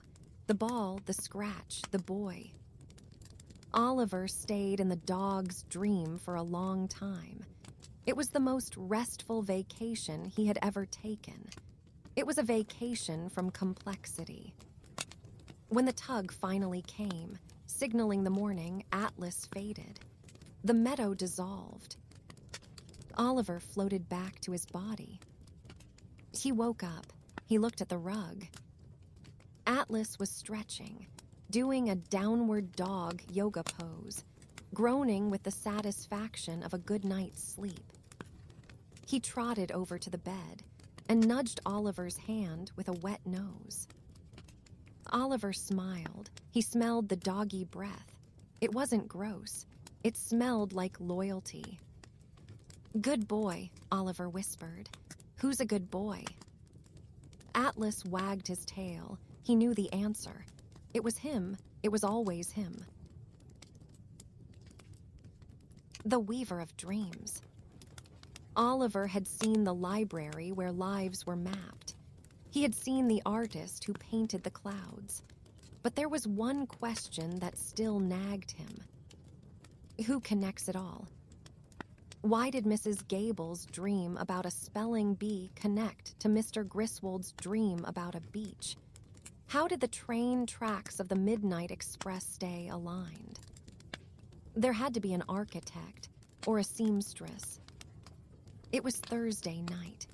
The moon was full, a giant spotlight turning Rainhollow into a black and white photograph. One last big trip, Oliver told Atlas. To the center. They lifted. They didn't fly out or up. They flew between. Oliver visualized the space between thoughts, the silence between heartbeats. They slipped through the cracks of reality.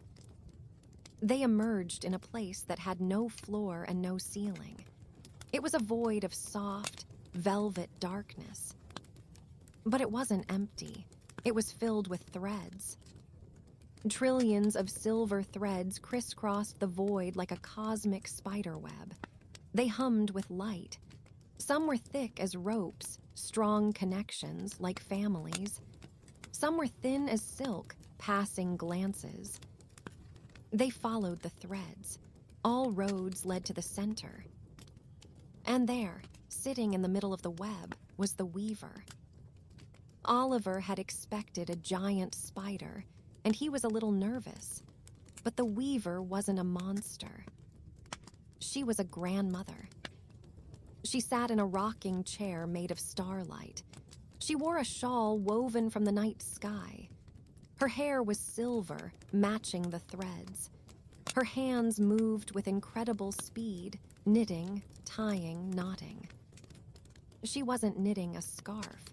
She was knitting the collective unconscious. She looked up. Her eyes were black, vast, and filled with kindness. "Welcome, little traveler," she said. Her voice sounded like the rustling of dry leaves. "And the golden wolf." Atlas sat down and wagged his tail politely. Are you God?" Oliver asked, floating near her chair. The weaver chuckled. "Oh, no, dear. I am just the maintenance crew. I keep the lines clear." She pulled a thread. Far away, a little blue spark traveled down the line. "See that?" she pointed. "A mother in London is thinking about her son in New York. I just made sure the thought arrived." She tied a knot between two threads. "Two strangers are going to meet tomorrow in a bookstore. This is the serendipity knot." Oliver watched in awe. "It's all connected." "Everything," she nodded. "Every dream touches another dream. The world looks like separate islands to you down there in the waking life. But up here, it is all one big blanket." She stopped knitting for a moment and looked at Oliver. "You have been busy, Oliver. You have been fixing the fabric." "I just helped a few people," Oliver said modestly. "Mr. Griswold, the bird in the forest." "You are a stitcher," she said. "Most people just sleep. They lie in the hammock. But dreamwalkers, you are the needle. You pull the threads tight. When you healed your neighbor's dream, you strengthened the web for the whole town." She reached out and touched Oliver's chest. He felt a warm vibration. "But remember," she warned gently, "the web is delicate. Do not pull too hard. Do not try to control everything. Sometimes a thread needs to break so a new one can form." She picked up her needles again. Click, click, click. "Go now," she said. "The dawn is coming, and the web needs to settle." "Will I see you again?"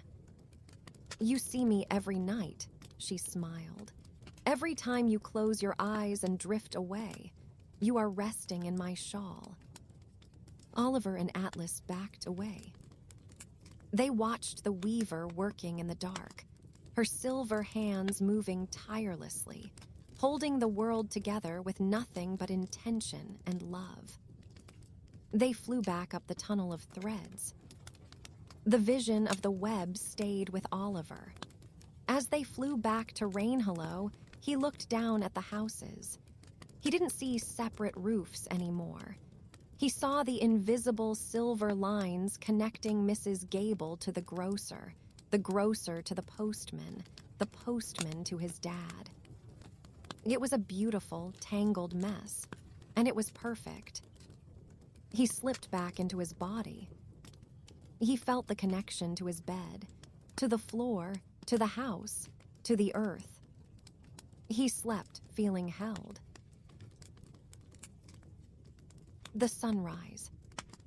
It was Friday morning, the last day of the school week. But before the alarm went off, before the sun broke the horizon, Oliver had one last thing to do. He and Atlas were hovering above the roof of the blue house. The sky to the east was turning a pale, bruised purple. The stars were fading, one by one, bowing out to make room for the king. "It's almost time," Oliver whispered. He didn't want to go anywhere new tonight. He just wanted to say goodbye to the night. He did a quick lap around the neighborhood. He flew past Mr. Griswold's house. The gray fog was gone. The house slept peacefully. Inside, the old man was probably dreaming of coconuts and ukuleles. He flew past the school. It looked harmless in the dark, just a building waiting for children. He flew past the park where he had found Atlas. The swings were still. He flew higher, looking at the horizon. The purple turned to pink. The pink turned to gold. "Look, Atlas." The first sliver of the sun pierced the edge of the world. It was blindingly bright. In the drift, sunlight is solid. It hits you like a wave of warm water. It washes away the shadows. It dissolves the spectral forms. As the light hit the treetops, the magic began to fade. The silver threads of the weaver became invisible. The glowing sense of the dog dream evaporated. The path to the moon closed. The world was waking up. The logic of the day was taking over. Oliver felt his spirit body becoming heavy. The drift was evaporating like mist. "Time to land," he said. He and Atlas drifted down through the chimney, a classic route. They floated into the bedroom. The room was filling with gray morning light. The globe on the nightstand had stopped glowing. The map on the wall was just paper again. Oliver hovered over his body one last time. He looked at the boy in the bed. 10 years old, messy hair, a math test today, a sandwich for lunch. It seemed like a small life compared to the universe he had seen. But then he looked closer. He saw the rise and fall of his chest. He saw the flush of warmth in his cheeks. He saw the way his hand was resting on the rug, almost touching the dog. It wasn't a small life. It was the anchor. Without the boy in the bed, the Dreamwalker couldn't exist. The waking life was the soil. The dreams were the flowers. You needed both. Oliver smiled. He was ready to be heavy again. He was ready to taste real toast, not just the memory of bread. He was ready to run with Atlas on real grass, getting mud on his sneakers. Slink. He merged. The sensation was total. The heaviness locked in. Gravity hugged him. He opened his eyes. The alarm clock buzzed. BZZZZZT. Usually, Oliver hit snooze. Today, he turned it off. He sat up. He stretched his arms over his head. Crack. "Morning, Atlas," he said, his voice raspy with sleep. Atlas woke up instantly. He shook himself, his collar jingling. Jingle, jingle. It was a real sound, a waking sound. Oliver put his feet on the floor. It was cold wood, real wood. He walked to the window and opened the curtains. The sun was fully up now. The rain had stopped. The sky was a brilliant, cloudless blue, a canvas waiting for the day.